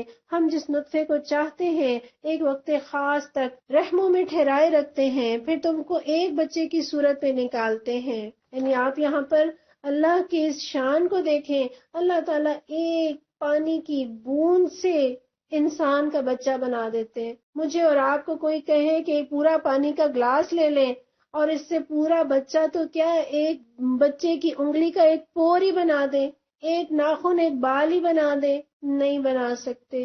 تو اللہ کی شان کے آگے، اللہ کی قدرت کے آگے جھک جائیں۔ پیارے نبی فرماتے ہیں اللہ تعالیٰ نے عورت کے رحم پر ایک فرشتہ مقرر کر رکھا ہے جو کہتا ہے پروردگار نطفہ پڑا، پروردگار اب یہ خون بن گیا، یعنی وہ لمحے لمحے کی رپورٹ اللہ تعالیٰ کو دے رہے ہیں وہ فرشتے جو رحم پر مقرر ہیں۔ پھر کہتے ہیں پروردگار اب یہ لوتھڑا بن گیا۔ پھر جب اللہ اس کی پیدائش کے متعلق فیصلہ کر دیتے ہیں تو فرشتہ پوچھتا ہے کہ یہ مرد ہے یا عورت، بدبخت ہے یا نیک بخت، اس کی روزی کیا ہے اور اس کی عمر کیا ہے۔ پھر ماں کے پیٹ میں ہی یہ سب کچھ لکھ لیا جاتا ہے۔ اللہ تعالیٰ فرماتے ہیں پھر تمہاری پرورش کرتے ہیں تاکہ تم اپنی پوری جوانی کو پہنچو، اور تم میں سے کوئی پہلے ہی واپس بلا لیا جاتا ہے اور کوئی بدترین عمر کی طرف پھیر دیا جاتا ہے تاکہ سب کچھ جاننے کے بعد پھر کچھ نہ جانے، یعنی بڑھاپے کی وہ حالت جس میں آدمی کو اپنے تن بدن کا ہوش بھی نہیں رہتا۔ وہی شخص جو دوسروں کو عقل بتاتا تھا بوڑھا ہو کر اس حالت کو پہنچ جاتا ہے جو بالکل بچے کی طرح ہوتی ہے۔ جس طرح بچپن میں وہ علم سے کورا اور تجربہ بھی کچھ نہیں ہوتا، ایسی ہی حالت ہو جاتی ہے کہ بچے تک اس کی باتوں پر ہنسنے لگتے ہیں۔ اللہ کے نبی دعا کیا کرتے تھے اللہم انی اعوذ بک من الجبن واعوذ بک من البخل واعوذ بک من ان ارد الی ارذل العمر واعوذ بک من فتنۃ الدنیا واعوذ بک من عذاب القبر۔ اللہ کے نبی جو بہت ساری دعائیں کیا کرتے تھے ان میں یہ دعا خاص طور پر کہ اللہ ایسے بڑھاپے سے میں تیری پناہ چاہتا ہوں کہ میں ایسی عمر کو پھیر دیا جاؤں جو بدترین عمر ہے۔ اللہ تعالیٰ فرماتے ہیں اور تم دیکھتے ہو کہ زمین سوکھی پڑی ہے، پھر جہاں ہم نے اس پر میਂہ برسایا یکا یک وہ پھبک اٹھی اور پھول گئی اور اس نے ہر قسم کی خوش منظر نباتات اگلنی شروع کر دی۔ یہ سب کچھ اس وجہ سے ہے کہ اللہ ہی حق ہے اور وہ مردوں کو زندہ کرتا ہے اور وہ ہر چیز پر قادر ہے، اور یہ اس بات کی دلیل ہے کہ قیامت کی گھڑی آ کر رہے گی، اس میں کسی شک کی گنجائش نہیں، اور اللہ ضرور ان لوگوں کو اٹھائے گا جو قبروں میں جا چکے ہیں۔ بعض اور لوگ ایسے ہیں جو کسی علم اور ہدایت اور روشنی بخشنے والی کتاب کے بغیر گردن اکڑائے ہوئے خدا کے بارے میں جھگڑتے ہیں تاکہ لوگوں کو راہ خدا سے بھٹکا دیں۔ ایسے شخص کے لیے دنیا میں رسوائی ہے اور قیامت کے روز اس کو ہم آگ کے عذاب کا مزہ چکھائیں گے۔ یہ ہے تیرا وہ مستقبل جو تیرے اپنے ہاتھوں نے تیرے لیے تیار کیا ہے، ورنہ اللہ اپنے بندوں پر ظلم کرنے والا نہیں۔ اور لوگوں میں کوئی ایسا ہے جو کنارے پر رہ کر اللہ کی بندگی کرتا ہے، اگر فائدہ ہوا تو مطمئن ہو گیا اور جو کوئی مصیبت آ گئی تو الٹا پھر گیا، اس کی دنیا بھی گئی اور آخرت بھی، یہ ہے صریح خسارہ۔ یہاں کس کا ذکر آیا؟ یہاں اس شخص کا ذکر آیا جو اسلام تو قبول کرتا ہے مگر فائدے کی شرط کے ساتھ۔ وہ کیا چاہتا ہے کہ اللہ کا دین اس سے کوئی قربانی نہ مانگے اور دنیا کی بھی کوئی خواہش اور آرزو پوری ہونے سے نہ رہ جائے۔ اگر تو اس طرح ہو تو یہ دین بہت اچھا ہے، وہ اللہ سے راضی ہے۔ لیکن جہاں کوئی اللہ کی طرف سے مصیبت آئی یا کوئی مشقت اللہ کے راستے میں برداشت کرنی پڑی یا کوئی تمنا پوری ہونے سے رہ گئی، پھر اس دین پر ان کو اطمینان نہیں رہتا۔ پھر وہ ہر اس آستانے پر جھکنے کے لیے تیار ہو جاتے ہیں جہاں سے انہیں فائدے کی امید ہو۔ جو کنارے پر رہ کر اللہ کی بندگی کرتا ہے، یہ منافق کی زندگی ہے۔ اللہ تو مجھ سے اور آپ سے کہتے ہیں ادخلوا فی السلم کافہ، دین میں پورے کے پورے داخل ہو جاؤ۔ اگر کشتی پہ کنارے پر بیٹھے ہوں اور کشتی ڈولے تو کس کو زیادہ خطرہ ہے، کنارے پر بیٹھنے والے کو کہ بیچ میں بیٹھنے والوں کو؟ کنارے پر بیٹھنے والے کو خطرہ ہے۔ جہاز میں بھی جو بیچ میں بیٹھے ہوتے ہیں نا، ان کو کم جھٹکے لگتے ہیں، جو سائڈوں پہ ہوتے ہیں ان کو زیادہ جھٹکے لگتے ہیں۔ اور ہم گاڑی میں بھی کوئی بچہ باہر لٹک رہا ہو تو ہم اس کو کھینچ کھینچ کر اندر کرتے ہیں کہ پوری طرح اندر ہو کے بیٹھو اگر نقصان سے بچنا ہے۔ تو اس دین رحمت میں پوری طرح داخل ہوں گے تو اپنے آپ کو اللہ کی ناراضگی سے اور اس کے عذاب سے بچا سکیں گے، ورنہ دھوبی کا کتا نہ گھر کا نہ گھاٹ کا۔ اور گویا اس میں میرے اور آپ کے لیے یہ پیغام بھی ہے کہ جو کام کرنا ہے پورے دل سے کریں۔ اللہ کے راستے میں آئے ہیں پورے دل کے شوق کے ساتھ، جذبے کے ساتھ آئیں۔ اللہ تعالیٰ فرماتے ہیں پھر وہ اللہ کو چھوڑ کر ان کو پکارتا ہے جو نہ اس کو نقصان پہنچا سکتے ہیں نہ فائدہ۔ یہ ہے گمراہی کی انتہا۔ وہ ان کو پکارتا ہے جن کا نقصان ان کے نفع سے قریب تر ہے۔ بدترین ہے اس کا مولا اور بدترین ہے اس کا رفیق۔ اس کے برعکس اللہ ان لوگوں کو جو ایمان لائے اور جنہوں نے نیک عمل کیے یقیناً ایسی جنتوں میں داخل کرے گا جن کے نیچے نہریں بہ رہی ہوں گی۔ اللہ کرتا ہے جو کچھ چاہتا ہے۔ جو شخص یہ گمان رکھتا ہو کہ اللہ دنیا اور آخرت میں اس کی کوئی مدد نہ کرے گا، اسے چاہیے کہ ایک رسی کے ذریعے آسمان تک پہنچ کر شگاف لگائے، پھر دیکھ لے کہ آیا اس کی تدبیر کسی ایسی چیز کو رد کر سکتی ہے جو اسے ناگوار ہے۔ یعنی اگر اس کو دین کے راستے میں مشکلات ہیں، اسے لگ رہا ہے کہ اللہ اس کی تمناؤں کو پورا نہیں کر رہا اور وہ دوسروں کے آستانوں پہ جا رہا ہے، وہ کر دیکھے اپنی پوری کوشش، جو میکسیمم کوشش وہ کر سکتا ہے وہ کر کے دکھا دے اور پھر نقصان سے بچ کر دکھا دے۔ اللہ تعالیٰ فرماتے ہیں ایسی کھلی کھلی باتوں کے ساتھ ہم نے اس قرآن کو نازل کیا ہے، اور ہدایت اللہ جسے چاہتا ہے دیتا ہے۔ اللہ کسے ہدایت دینا چاہتا ہے؟ مجھے اللہ تعالیٰ کب ہدایت دے گا؟ جب میں مانگوں گی۔ ہم جو آرڈر کرتے ہیں وہی ملتا ہے۔ اللہ سے ہدایت مانگیں گے تو ہدایت ملے گی۔ ہم تو چلنا چاہتے ہو گمراہی کے راستے پہ، نفس کی خواہشات کے راستے پہ، اور اللہ تعالیٰ ہمیں کھینچ کھینچ کے لا کے بٹھا دے ہدایت کے راستے پہ۔ یہ نہیں ہو سکتا۔ ہم بن بلائے کسی کے گھر نہیں جاتے۔ اللہ بھی بن بلائے بن مانگے ہدایت نہیں دیا کرتا۔ جس نے اپنے لیے ہدایت کو مؤخر کر دیا بس سمجھے اس نے ہدایت کا انکار ہی کر دیا۔ اللہ ہم آپ سے ہدایت طلب کرتے ہیں، ہم تڑپ کر تجھ سے ہدایت مانگتے ہیں پروردگار، تو ہمیں گمراہ نہ کرنا، ہمیں ہدایت عطا فرما دے۔ جو لوگ ایمان لائے اور جو یہودی ہوئے اور صابئی اور نصارہ اور مجوسی اور جن لوگوں نے شرک کیا، ان سب کے درمیان اللہ قیامت کے روز فیصلہ کر دے گا۔ ہر چیز اللہ کی نظر میں ہے۔ کیا تم دیکھتے نہیں ہو کہ اللہ کے آگے سر بسجود ہے وہ سب جو آسمانوں میں ہے اور جو زمین میں ہے، سورج اور چاند اور تارے اور پہاڑ اور درخت اور جانور اور بہت سے انسان۔ یعنی وہ انسان جو کہ مجبوراً نہیں بلکہ اپنے ارادے کے ساتھ، شوق اور رغبت کے ساتھ اس رب کو سجدہ کرتے ہیں، اور بہت سے وہ لوگ بھی جو عذاب کے مستحق ہو چکے ہیں، یعنی جو رب کو نہیں مانتے، ان کا جسم بھی اللہ کا مطیع فرمان ہے۔ اور اللہ تعالیٰ فرماتے ہیں جسے اللہ ذلیل و خوار کر دے اسے پھر کوئی عزت دینے والا نہیں۔ اللہ کرتا ہے جو کچھ چاہتا ہے۔ یہ آیت سجدہ بھی ہے، اور اللہ تعالیٰ یہاں ہمیں یہ بتا رہے ہیں کہ جب کائنات کی ہر چیز اللہ وحدہ لا شریک کے آگے جھک رہی ہے تو اے انسان تم بھی اس کے آگے جھک جاؤ۔ یہ دو فریق ہیں جن کے درمیان اپنے رب کے معاملے میں جھگڑا ہے۔ یہ کون سے دو فریق ہیں؟ صحابی کہتے ہیں یہ آیت ان لوگوں کے سلسلے میں اتری جو بدر کے دن نکلے تھے اور انہوں نے ایک دوسرے کو للکارا تھا، یعنی مسلمانوں کی طرف سے حضرت علی، حضرت حمزہ، حضرت عبیدہ، اور کافروں کی طرف سے شیبہ، عتبہ اور ولید. اور اس کا واقعہ کچھ اس طرح سے ہے کہ جب دونوں لشکر مقابلے پر آئے تو یہی عتبہ شیبہ کے ساتھ اور اپنے بیٹے ولید کے ساتھ سامنے آیا، نعرہ لگایا مبارزت کا، مقابلے کا. تو مسلمانوں کے لشکر میں سے 3 انصاری صحابی مقابلے کے لیے نکلے تو عتبہ نے چیخ کر بولا کہ تم کون لوگ ہو اور کس قوم سے ہو. جب انہوں نے اپنے نام بتائے تو عتبہ نے کہا تم ہمارے جوڑ کے نہیں ہو، ہم تم سے لڑنے نہیں آئے.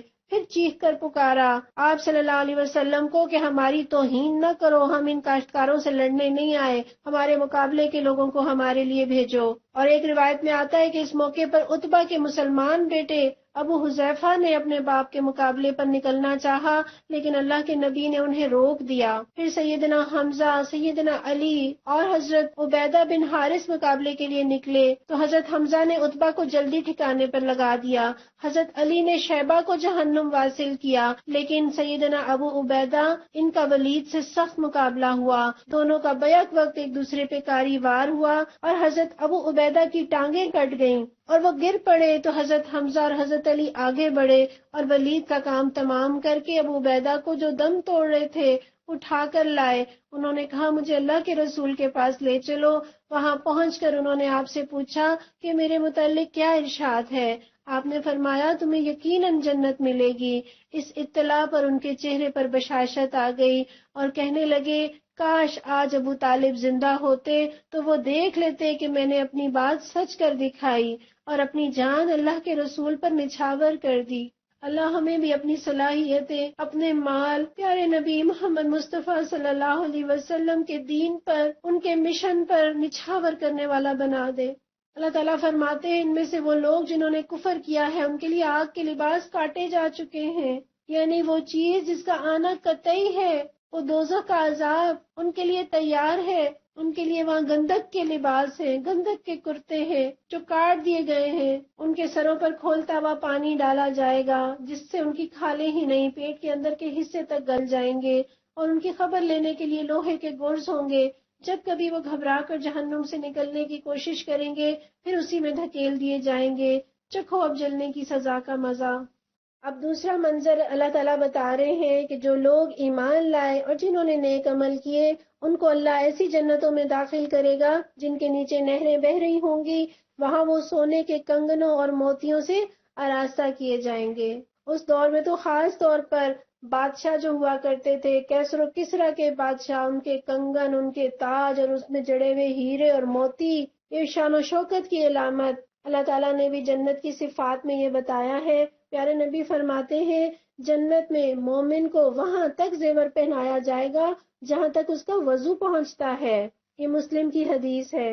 اور آپ صلی اللہ علیہ وسلم ایک ترمذی کی روایت میں فرماتے ہیں کہ جنت کی چیزوں میں سے ایک ناخن کے برابر کوئی چیز ظاہر ہو جائے تو زمین اور آسمان کے کناروں کے درمیان جو کچھ ہے اسے چمکا دے. اور اگر ایک جنتی مرد اپنے کنگن سمیت جھانکے تو سورج کی روشنی کو اس طرح ختم کر دے جس طرح سورج کی روشنی تاروں کی روشنی کو ختم کر دیتی ہے. کیسے خوبصورت زیورات ہوں گے جو نہ صرف عورتیں پہنیں گی بلکہ بادشاہوں کی طرح مرد بھی پہنیں گے. اور ان کے لباس ریشم کے ہوں گے. اور وہ ریشمی لباس کیسے ہوں گے؟ ایک موقع پر آپ صلی اللہ علیہ وسلم کے پاس حریر کا ریشمی کپڑا آیا تو صحابہ اکرام رضوان اللہ علیہم اجمعین اسے پکڑ پکڑ کر چھونے لگے. آپ صلی اللہ علیہ وسلم نے فرمایا تمہیں یہ پسند آیا ہے؟ پھر فرمایا سنو، سعد بن معاذ کو جو ریشمی رومال جنت میں دیا گیا ہے وہ اس لباس سے کہیں عمدہ ہے. یہ بخاری اور مسلم کی روایت ہے. یعنی جب رومال اتنا عمدہ ہے تو سوچیں لباس کیسا ہوگا. اللہ ہمیں ان لوگوں میں شامل کر دے. ان کو پاکیزہ بات قبول کرنے کی ہدایت بخشی گئی اور انہیں خدائی ستودہ صفات کا رستہ دکھایا گیا. گویا اللہ تعالیٰ کہہ رہے دکھایا تو سب کو تھا مگر چلا کون اس رستے پہ؟ اللہ ہمیں چلنے والا بنا دے. جن لوگوں نے کفر کیا اور جو آج اللہ کے راستے سے روک رہے ہیں اور اس مسجد حرام کی زیارت میں مانے ہیں جسے ہم نے سب لوگوں کے لیے بنایا ہے، جس میں مقامی باشندوں اور باہر سے آنے والوں کے حقوق برابر ہیں، ان کی روش یقیناً سزا کی مستحق ہے۔ اس مسجد حرام میں جو بھی راستے سے ہٹ کر ظلم کا طریقہ اختیار کرے گا اسے ہم دردناک عذاب کا مزہ چکھائیں گے۔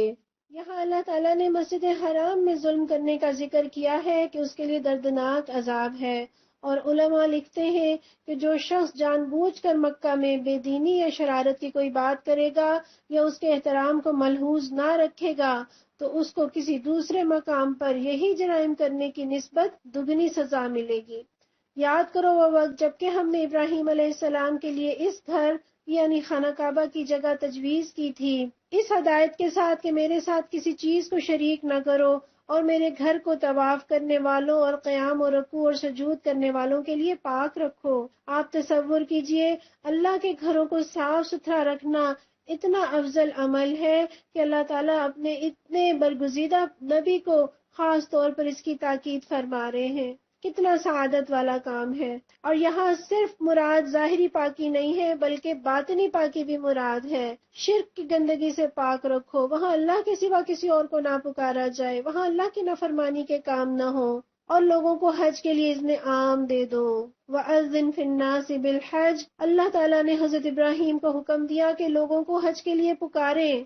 آپ تصور کیجئے کہ اس وقت اس لق و دق صحرا میں نہ تو حضرت ابراہیم کے پاس کوئی ساؤنڈ سسٹم تھا، نہ کوئی لاؤڈ سپیکر، نہ کوئی اور وسائل، نہ کوئی سوشل میڈیا۔ کیسے انہوں نے اللہ کے حکم پر پکار لگائی، صدا لگائی، اور اللہ نے ان کی اس پکار کو تمام انسانوں تک پہنچا دیا، اور لوگ جوک در جوک حج کے لیے آنے لگے، اور قیامت تک جو کوئی بھی عمرے اور حج کے لیے جائے گا وہ یقیناً حضرت ابراہیم ہی کی پکار کا نتیجہ ہے۔ تصور تو کریں حضرت ابراہیم کی سعادتوں کا، اور میں اور آپ کی زندگی سے سیکھیں کہ بس اللہ کے حکم پر پکار لگا دیں، لوگوں کو اللہ کی طرف بلائیں، اس پکار کو لوگوں کے دلوں تک پہنچانا اور ان کے دلوں کو کھولنا، یہ میرا کام نہیں ہے، یہ آپ کا کام نہیں ہے، یہ اللہ کا کام ہے۔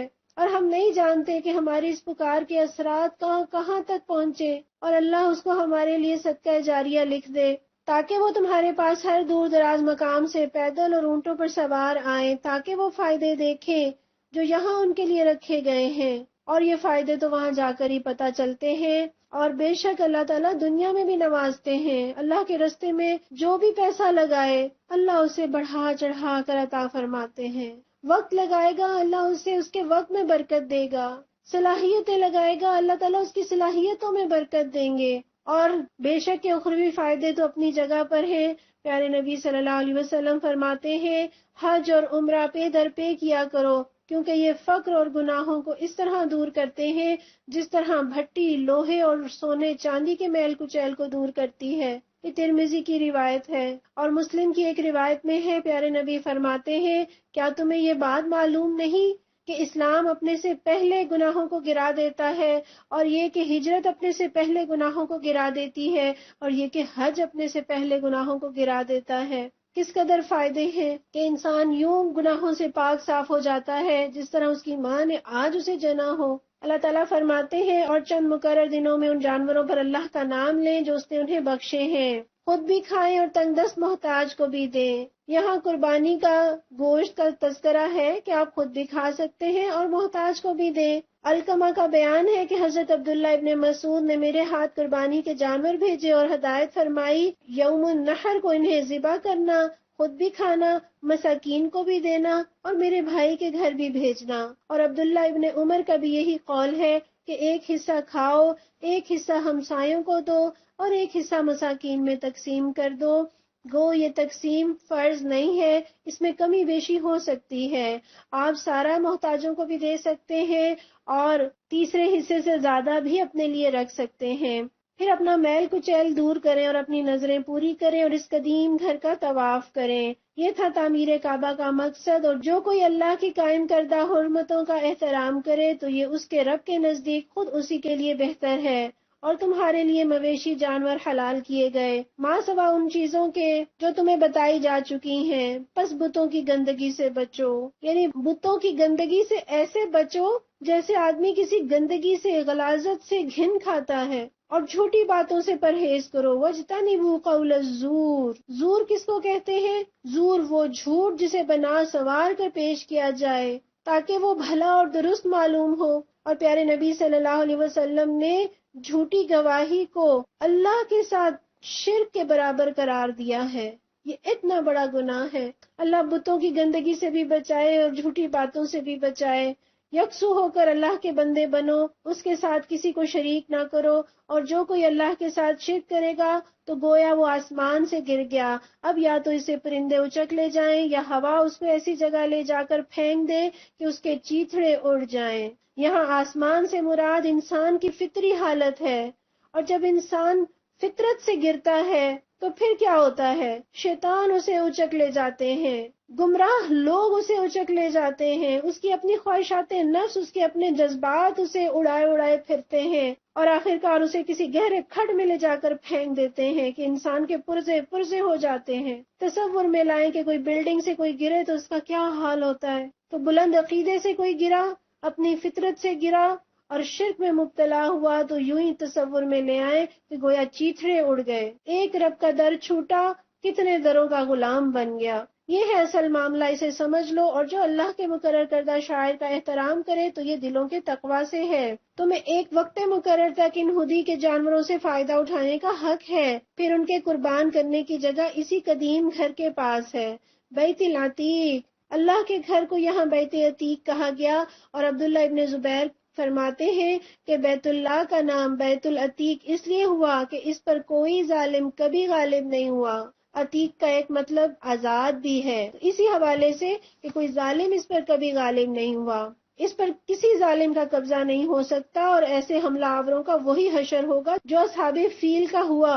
حتیٰ کہ حدیث میں آتا ہے کہ یاجوج ماجوج کی شورش کے بعد بھی تا قیامت بیت اللہ کا حج اور طواف ہوتا رہے گا۔ اور حضرت عائشہ فرماتی ہیں کہ قیامت کے قریب ایک لشکر کعبے پر چڑھ آئے گا، اور جب وہ بیدا کے کھلے میدان میں پہنچیں گے تو سب کے سب اول سے آخر تک زمین میں دھسا دیے جائیں گے۔ یہ بخاری کی حدیث ہے۔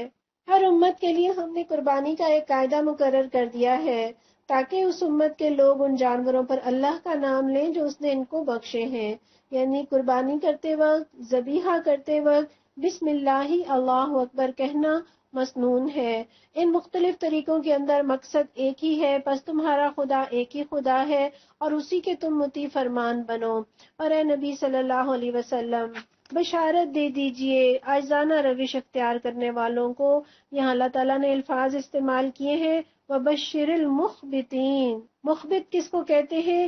خبط النار کہتے ہیں انگارے پر راکھ کا ڈل جانا، اور انگارے پر جب راکھ ڈل جاتی ہے تو انگارہ بجھ جاتا ہے۔ سو مخبت ایسا شخص ہے جس نے اللہ کے احکام کے سامنے اپنی خواہشات کو ختم کر دیا ہو۔ اور اللہ تعالیٰ نے یہاں مخبتین کی صفات مزید بتائی ہیں، الذین اذا ذکر اللہ وجلت قلوبہم، جن کا حال یہ ہے کہ اللہ کا ذکر سنتے ہیں تو ان کے دل کانپ اٹھتے ہیں، جو مصیبت بھی ان پر آتی ہے اس پر صبر کرتے ہیں، نماز قائم کرتے ہیں، اور جو کچھ رزق ہم نے ان کو دیا ہے اس میں سے خرچ کرتے ہیں۔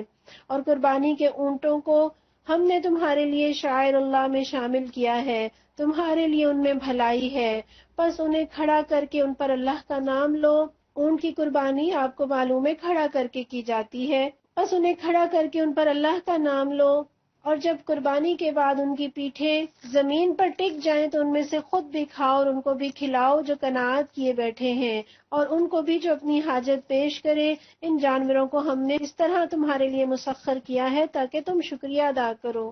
یہاں پھر اللہ تعالیٰ نے قربانی کے گوشت کا ذکر کر دیا کہ خود بھی کھاؤ اور ان کو بھی کھلاؤ جو قناعت کیے بیٹھے ہیں، جو مسکین ہیں، محتاج ہیں، ضرورت مند ہیں، اور یہ بھی کہ جو حاجت پیش کرے ان کو بھی کھلاؤ۔ تو بس کھاؤ اور کھلاؤ اور صدقہ کرو۔ ہم لوگ قربانی کا گوشت بانٹتے ہیں، تقسیم کرتے ہیں، گو اجازت ہے کہ اپنے لیے کچھ زیادہ بھی اگر اہل و عیال بڑے ہیں تو زیادہ رکھا جا سکتا ہے اور زیادہ دیا بھی جا سکتا ہے۔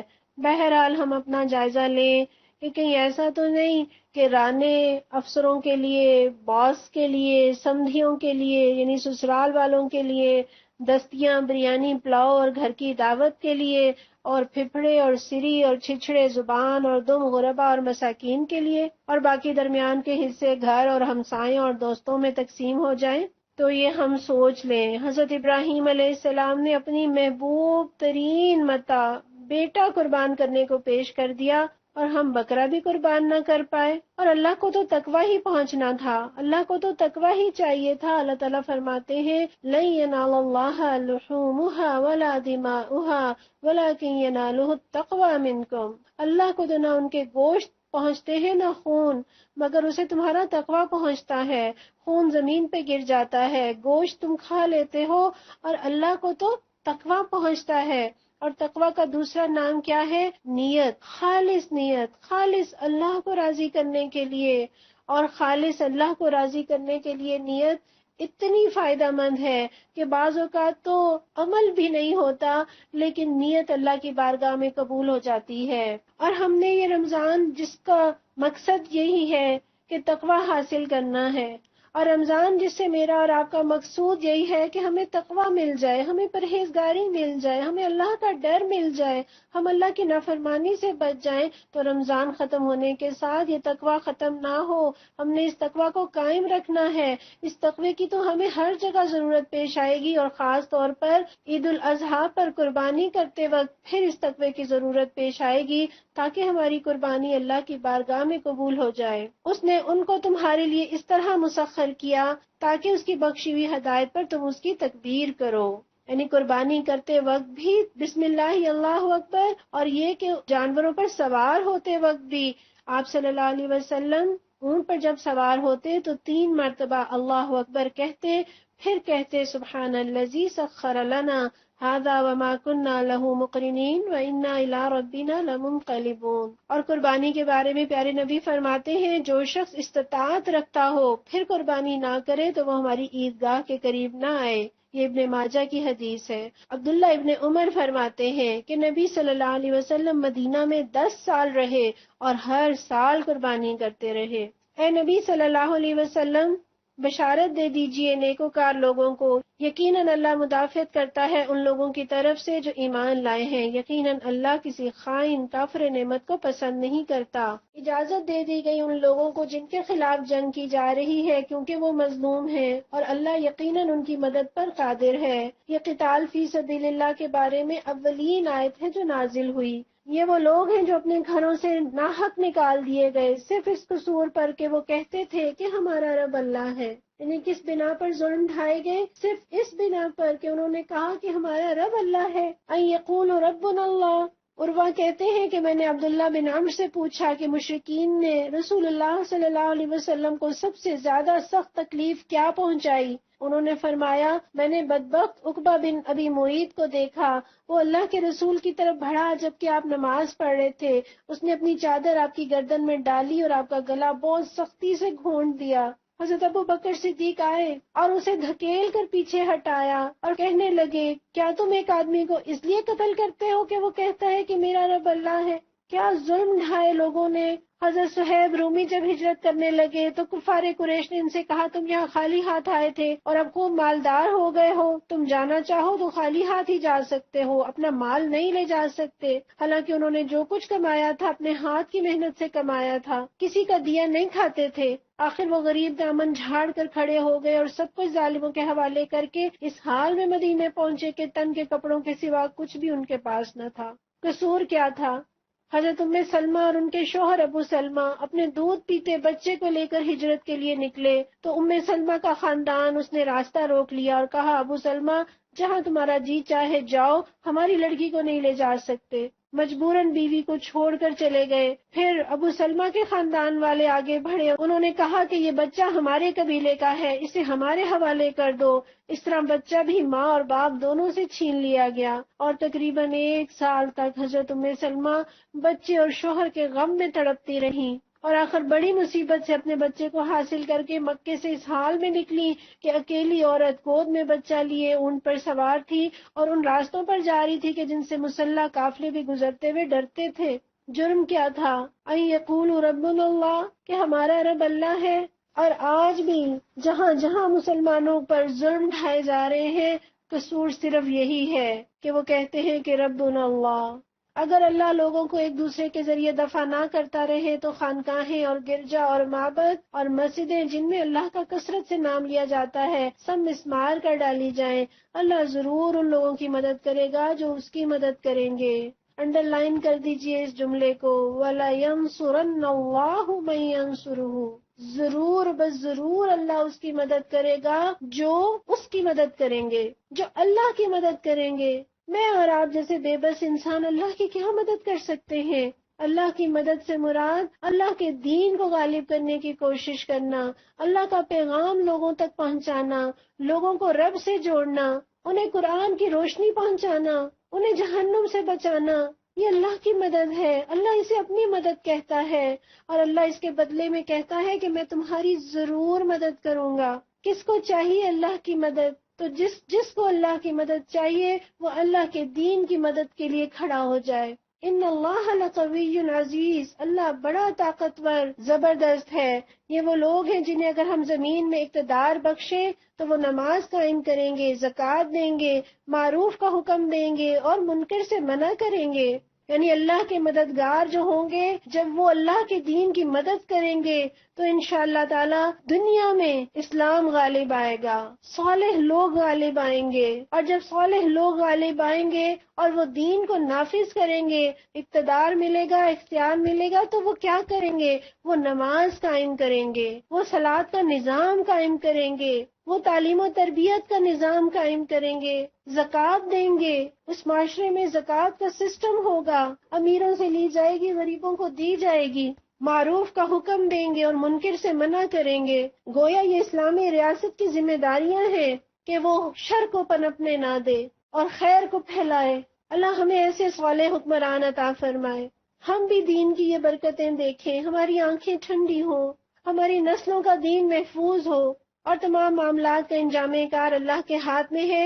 اے نبی صلی اللہ علیہ وسلم، اگر وہ تمہیں جھٹلاتے ہیں تو ان سے پہلے قوم نوح اور عاد اور سمود اور قوم ابراہیم اور قوم لوط اور اہل مدین بھی جھٹلا چکے ہیں، اور موسیٰ بھی جھٹلائے جا چکے ہیں۔ ان سب منکرین حق کو میں نے پہلے مہلت دی، پھر پکڑ لیا۔ اب دیکھ لو کہ میری عقوبت کیسی تھی، کتنی ہی خطا کار بستیاں ہیں جن کو ہم نے تباہ کیا، اور آج وہ اپنی چھتوں پر الٹی پڑی ہیں، کتنے ہی کنویں بیکار اور کتنے ہی کسر کھنڈر بنے ہوئے ہیں۔ کیا یہ لوگ زمین میں چلے پھرے نہیں کہ ان کے دل سمجھنے والے اور ان کے کان سننے والے ہوتے؟ حقیقت یہ ہے کہ آنکھیں اندھی نہیں ہوتی مگر وہ دل اندھے ہو جاتے ہیں جو سینوں میں ہیں۔ دل بینا کر خدا سے طلب، آنکھ کا نور دل کا نور نہیں۔ یہ لوگ عذاب کے لیے جلدی مچا رہے ہیں، اللہ ہرگز اپنے وعدے کے خلاف نہ کرے گا، مگر تیرے رب کے ہاں کا ایک دن تیرے شمار کے 1000 برس کے برابر ہوا کرتا ہے۔ کتنی ہی بستیاں ہیں جو ظالم تھیں، میں نے ان کو پہلے مہلت دی، پھر پکڑ لیا، اور سب کو واپس تو میرے ہی پاس آنا ہے۔ اے محمد صلی اللہ علیہ وسلم، کہہ دو کہ لوگوں، میں تو تمہارے لیے صرف وہ شخص ہوں جو برا وقت آنے سے پہلے صاف صاف خبردار کر دینے والا ہوں، اور ہمارا اصل محسن ہے بھی وہی، اصل میں خیر خواہ تو ہے ہی وہی جو برا وقت آنے سے پہلے خبردار کر دے۔ پھر جو ایمان لائیں گے اور نیک عمل کریں گے ان کے لیے مغفرت ہے اور عزت کی روزی، یعنی ان کی کوتاہیوں سے، ان کی کمزوریوں سے، خطاؤں سے ہم درگزر کریں گے، اور انہیں عمدہ رزق ملے گا، عزت کے ساتھ بٹھا کر دیا جائے گا۔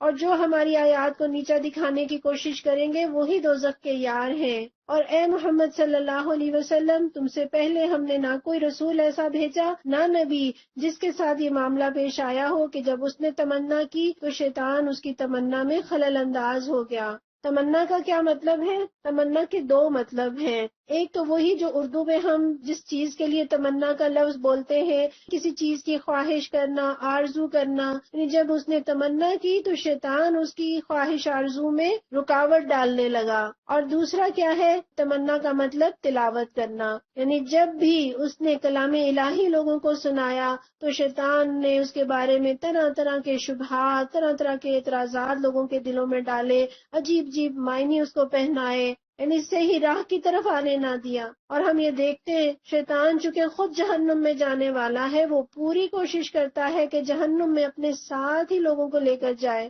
اللہ تعالیٰ فرماتے ہیں اس طرح جو کچھ بھی شیطان خلل اندازیاں کرتا ہے اللہ ان کو مٹا دیتا ہے اور اپنی آیات کو پختہ کر دیتا ہے۔ یعنی شیطان کی رکاوٹوں کے باوجود اللہ تعالیٰ اس مشن کو کامیاب کریں گے، غالب کریں گے جس کی راہ میں شیطان روڑے اٹکا رہا ہے۔ اور جو لوگوں کے دلوں میں وہ اعتراضات ڈال رہا ہے، اللہ ان اعتراضات کو رفع کر دیتا ہے۔ وہ الجھنیں جو لوگوں کے ذہنوں میں ڈالتا ہے، جو وسوسے وہ ڈالتا ہے، اللہ ان وسوسوں کو مٹا دیتا ہے اور اپنی آیات کو پختہ کر دیتا ہے۔ اللہ علیم ہے اور حکیم۔ وہ اس لیے ایسا ہونے دیتا ہے تاکہ شیطان کی ڈالی ہوئی خرابی کو فتنہ بنا دے ان لوگوں کے لیے جن کے دلوں کو نفاق کا روگ لگا ہوا ہے اور جن کے دل کھوٹے ہیں۔ حقیقت یہ ہے کہ یہ ظالم لوگ اناد میں بہت دور نکل گئے ہیں، اور علم سے بہرہ مند لوگ جان لیں کہ یہ حق ہے تیرے رب کی طرف سے، اور وہ اس پر ایمان لے آئیں اور ان کے دل اس کے آگے جھک جائیں۔ یقیناً اللہ ایمان لانے والوں کو ہمیشہ سیدھا راستہ دکھا دیتا ہے۔ انکار کرنے والے تو اس کی طرف سے شک ہی میں پڑے رہیں گے، یہاں تک کہ یا تو ان پر قیامت کی گھڑی اچانک آ جائے یا ایک منحوس دن کا عذاب نازل ہو جائے۔ منحوس دن سے کیا مراد ہے کہ ایسا دن جس میں کوئی تدبیر کارگر نہ ہو، ہر کوشش الٹی پڑے، ہر امید مایوسی میں تبدیل ہو جائے، ایسا دن جس کے بعد رات دیکھنی نصیب نہ ہو۔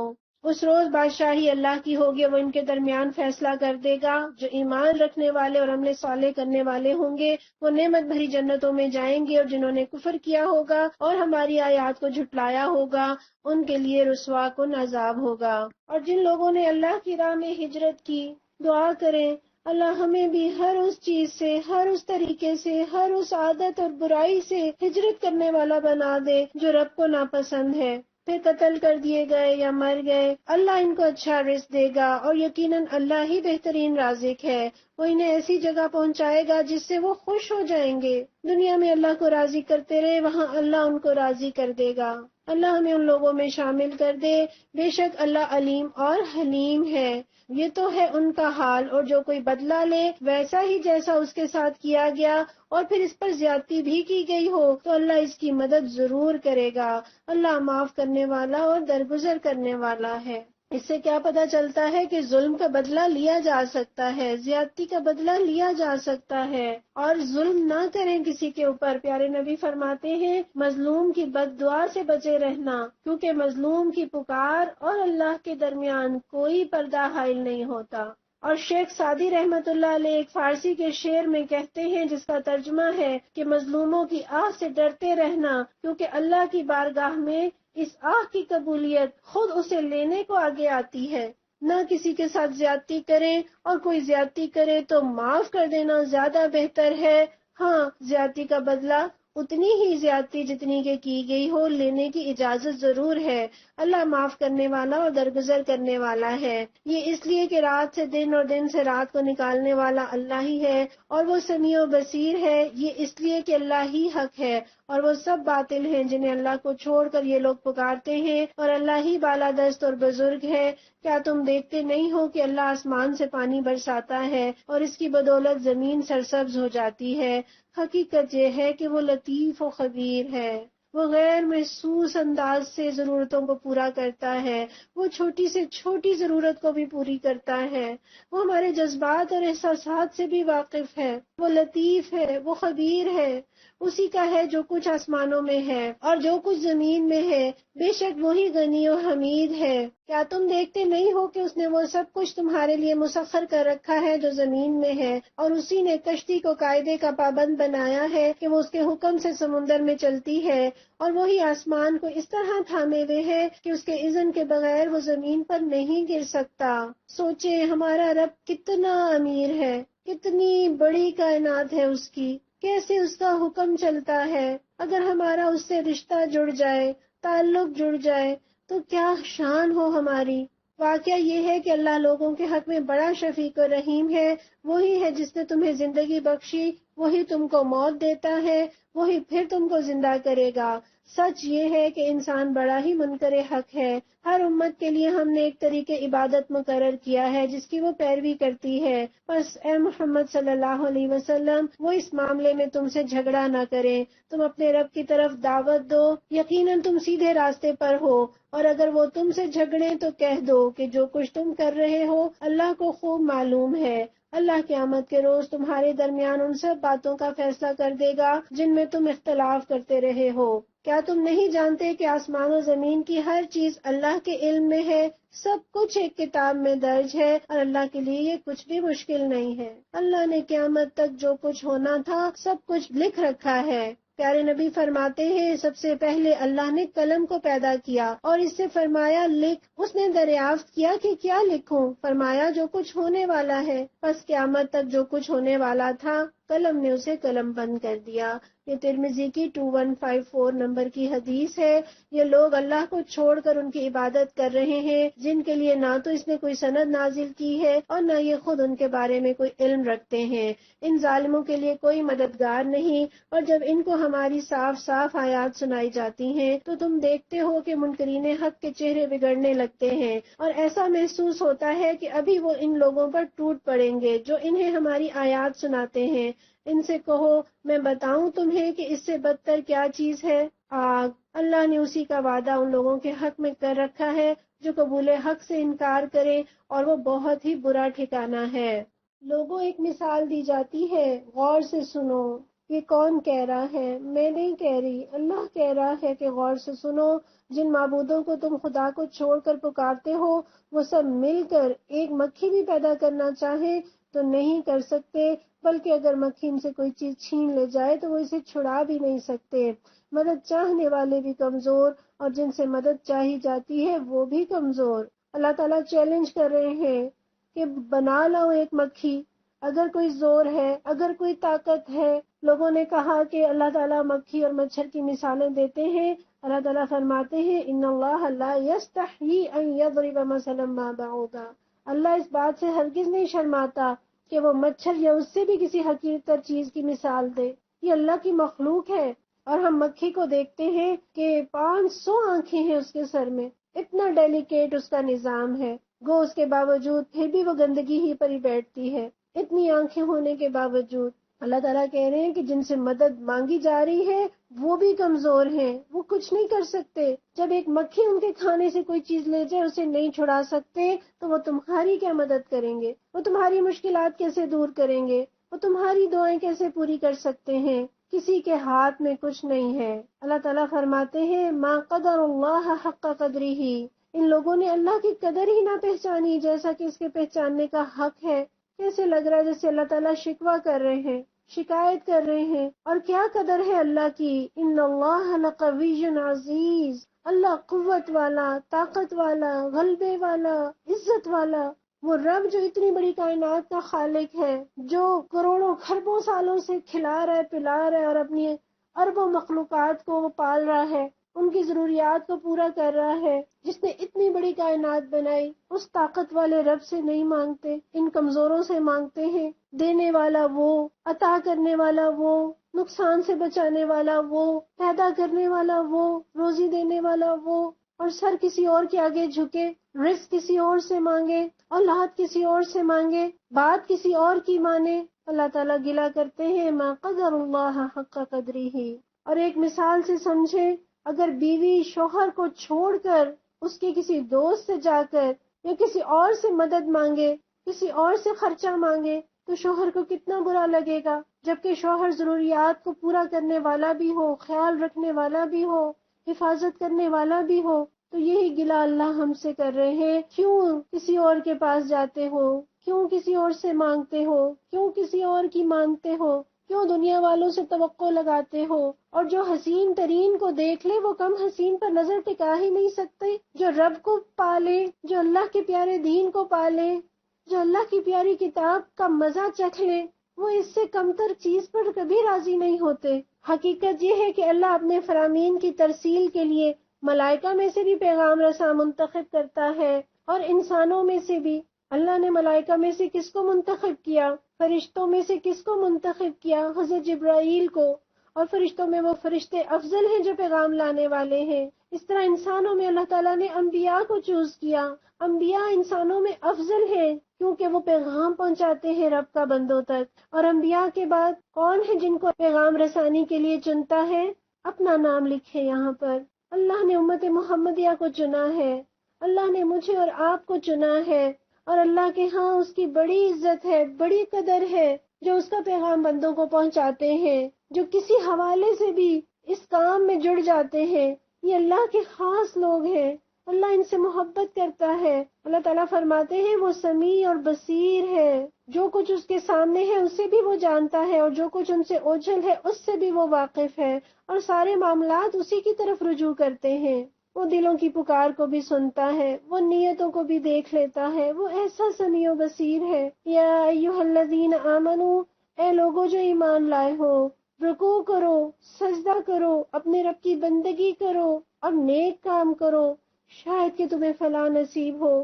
یہاں تک یہ جتنی باتیں ہیں یہ انفرادی عبادت، رکوع، سجدہ، بندگی، نیکی کے کام، اور امت اس میں بہترین بہت سارے لوگ ہیں جو انفرادی عبادت میں بہت اچھے نمبر ہیں، 8 چھوڑ کے 20 تراویحیں پڑھنے کو تیار ہے، رمضان میں 1 قرآن کی بجائے 3 قرآن ختم کرنے کو تیار ہے، صدقہ خیرات بھی کرتے ہیں، مگر اس سے اگلا کام وجاہدوا فی اللہ حق جہادہ، اللہ کی راہ میں جہاد کرو جیسا کہ جہاد کرنے کا حق ہے۔ میں اور آپ سوچیں ہمارے اس میں کتنے نمبر ہیں۔ اللہ نے مجھے اور آپ کو جاب پہ رکھا ہے، اور جو جاب پہ رکھتا ہے وہی جاب کی ڈیوٹیز بھی اسائن کرتا ہے، اور جاب پہ رکھے جانے والے یہ نخرہ نہیں کر سکتے کہ ہم یہ 3 کام تو کریں گے لیکن یہ چوتھا نہیں کریں گے۔ ایمان والے کی مثال تو وہ سوئمنگ کرنے والے کی طرح ہے جو کبھی پانی کے اندر اور کبھی پانی کے اوپر، وہ کبھی انفرادی عبادت کرتا ہے، کبھی وہ لوگوں کی فکر کرتا ہے، کبھی اپنی اصلاح، کبھی دوسروں کی اصلاح، کبھی اپنے لیے دعا، پھر کبھی تڑپ کر لوگوں کی ہدایت کے لیے دعا کرتا ہے۔ اللہ ہمیں اپنی راہ میں محنتیں کرنے والا بنا دے۔ حضرت ابن عباس سے روایت ہے کہ رسول اللہ صلی اللہ علیہ وسلم نے فرمایا، میں تم کو بتاؤں بہترین آدمی کون ہے؟ وہ شخص جس نے اپنے گھوڑے کی لگام پکڑی ہوئی ہے اور اللہ کی راہ میں جہاد کرتا ہے، یعنی ہر گھڑی تیار کامران ہے ہم اللہ کے رستے میں محنت کرنے کے لیے، اللہ کا پیغام پہنچانے کے لیے، جہاں جس وقت جس مرحلے پہ جیسی ضرورت ہے حاضر، لبیک اللہم لبیک، اے اللہ ہم حاضر ہیں، هو اجتباکم، اس نے تمہیں اپنے کام کے لیے چن لیا۔ سعادت محسوس کریں، خوشی محسوس کیجئے کہ اللہ نے آپ کو چن لیا، اللہ نے مجھے اپنے کام کے لیے چن لیا۔ اللہ کو پارٹ ٹائم مسلم نہیں چاہیے، اللہ کو صرف عبادت کرنے والے مسلم نہیں چاہیے، وہ تو فرشتے بھی بہت ہیں۔ اللہ تعالیٰ مکہ سے مدینہ مسلمانوں کو کیوں لایا؟ کیا وہ مکہ میں نمازیں نہیں پڑھ سکتے تھے؟ وہ روزے رکھتے تو کوئی انہیں منع کرتا؟ کیا وہ غریبوں کی مدد نہیں کر سکتے تھے؟ لیکن اللہ مکہ سے مسلمانوں کو مدینہ لایا اس لیے کہ اس نظام کو ایک ریاست میں نافذ کرے، غالب کرے تمام نظاموں پر، تمام ادیان پر اس دین کو غالب کر دے۔ اور اللہ چاہتا تو اس کام کو خود کر سکتا تھا، لیکن هو اجتباکم، اس نے تمہیں چنا، اس نے مجھے چنا۔ اس چناؤ پر اللہ کا شکر بھی ادا کریں اور اپنی ذمہ داریوں کو بھی محسوس کریں۔ چاہتے ہو چمن میں گر لالی تو خون جگر ارزاں کر دو، یوں صرف خزاں کے ماتم سے تخلیق بہاراں کیا ہوگی۔ وما جعل علیکم فی الدین من حرج، اور ساتھ ہی اللہ تعالیٰ نے کہہ دیا کہ دین میں تم پر کوئی تنگی نہیں رکھی، پریشان نہ ہو، مشکل نہ ہو، یہ مصیبت نہیں ہے، دین آسان ہے، دین خوشخبریاں دیتا ہے، دین زندگیوں کو آسان کرتا ہے۔ قائم ہو جو اپنے باپ ابراہیم کی ملت پر، اللہ نے پہلے بھی تمہارا نام مسلم رکھا تھا اور اس قرآن میں بھی تمہارا یہی نام ہے۔ ہم اپنا نام یاد رکھتے ہیں تو میرا نام کیا ہے؟ آپ کا نام کیا ہے؟ وہ جو رب نے نام رکھا ہے وہ پیارا سا نام مسلم، ہم کیوں اس نام کو بھول جاتے ہیں؟ اور دیوبندی اور بریلوی اور اہل حدیث اور اہل سنت، میرا اور آپ کا نام اللہ نے مسلم رکھا ہے۔ اپنے اس نام کو یاد رکھیں اور اسی نام کو بتائیں۔ اور مسلم عربی میں اس اونٹ کو کہتے ہیں جس کی مہار مالک کے ہاتھ میں ہوتی ہے، وہ اٹھائے تو وہ کھڑا ہو جاتا ہے، وہ بٹھائے تو بیٹھ جاتا ہے، وہ دائیں لے کے جاتا ہے تو دائیں مڑ جاتا ہے، وہ بائیں کھینچتا ہے تو بائیں چلا جاتا ہے۔ اللہ مجھے بھی ایسا ہی مسلم بنا دے، رب کے حکموں پہ چلنے والا۔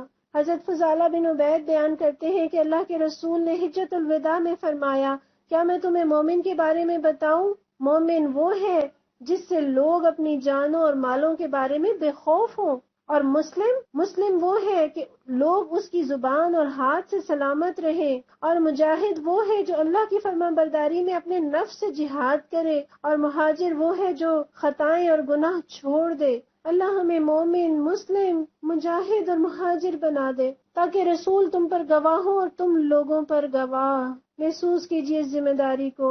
وَتَكُونُوا شُهَدَاءَ عَلَى النَّاسِ، ہمیں لوگوں پر گواہی دینی ہے. کیا ہم گواہی دے سکیں گے؟ کیا میں نے خود دین کو پوری طرح سیکھ لیا ہے؟ کیا میں نے اپنے بچوں کو پوری طرح دین سکھا دیا ہے؟ کیا میں خاندان والوں کی ہی ایک پارٹی کر کے ان سے گواہی لے سکتی ہوں کہ میں نے ان تک اللہ کا دین پہنچا دیا؟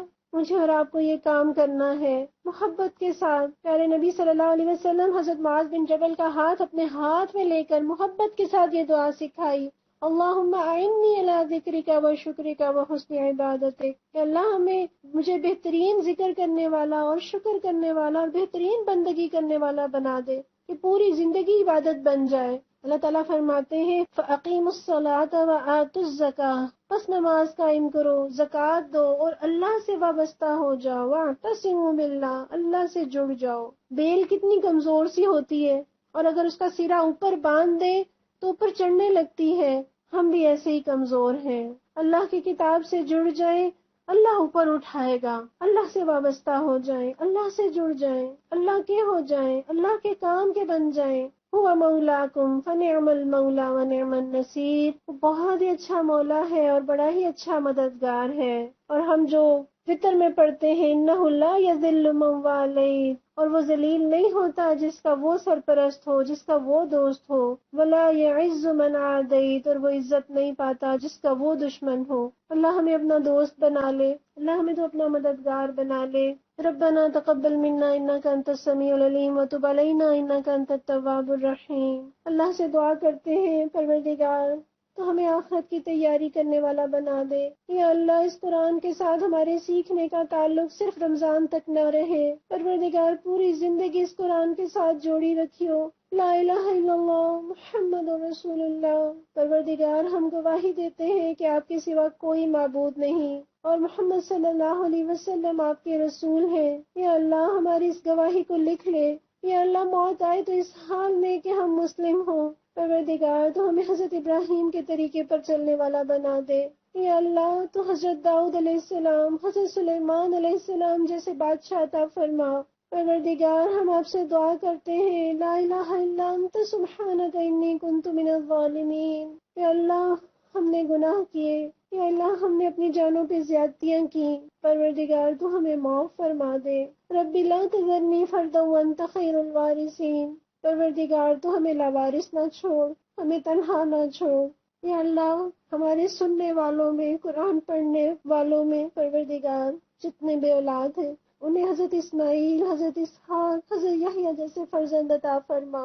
یا الہی جو اولاد والے ہیں ان کی اولاد کو ایسا بنا دے جیسے حضرت یحییٰ تھے. یا اللہ تو ہمیں بدترین عمر کو نہ پہنچانا، ایمان اور صحت کے ساتھ سلامت رکھنا. پروردگار تو ہمیں ہدایت چاہنے والوں میں سے کر دے. جن کو تو ہدایت دیتا ہے تو ہمیں ان میں سے کر دے. یا اللہ تو ہمیں آگ کے عذاب سے بچا لے. یا اللہ اپنے فضل سے اپنی پیاری جنتوں کا مالک کر دے. یا ارحم الراحمین جو لوگ حج کی سعادت ابھی تک نہیں پا سکے پروردگار تو انہیں اپنے گھر کی حج کی سعادت عطا فرما. اور یا اللہ جو حج کی سعادت پا چکے ہیں یا اللہ انہیں بار بار اپنے گھر کی زیارت نصیب فرما. یا اللہ شرک سے بچا لے، جھوٹی باتیں کہنے سے، جھوٹی باتیں سننے سے، دیکھنے سے بچا لے. یا اللہ جو اس قصور پر مارے جا رہے ہیں کہ وہ کہتے ہیں رب اللہ، ہمارا رب اللہ ہے، پروردگار تو ان پر رحم فرما. یا اللہ تو ہمیں ایسے حکمران دے جو ان ظالموں کا ہاتھ پکڑ سکے اور مظلوموں کی مدد کر سکے. یا اللہ تو ہمیں اپنے دین کا مددگار بنا لے. پروردگار تو اپنے کام کے لیے چنتا ہے تو ہمیں، ہمارے گھر والوں کو، ہماری نسلوں کو اپنی دین کی خدمت کے لیے چن لے. یا ارحم الراحمین یا اللہ تو ہماری اس خدمت کو قبول فرما. یا اللہ اس کو ہماری دنیا میں ہدایت کا اور آخرت میں بخشش کا ذریعہ بنا دے. یا اللہ یہ ساری بہنیں جو شوق کے ساتھ، محبت کے ساتھ تیرا قرآن سنتی ہیں، یا اللہ ان کی پریشانیاں دور فرما، غم دور فرما، انہیں اولاد کی طرف سے ٹھنڈک اور راحت پہنچا. یا ارحم الراحمین بیماریوں کو دور فرما، ہمارے پیاروں کو یا اللہ جنت الفردوس میں جگہ دے. یا ارحم الراحمین تو ہمیں ان کے ساتھ اکٹھا کر دے. آمین یا رب العالمین. صلی اللہ تعالی علی رسول خیر خلقہ محمد وعلی آلہ وصحبہ اجمعین برحمتک یا ارحم الراحمین.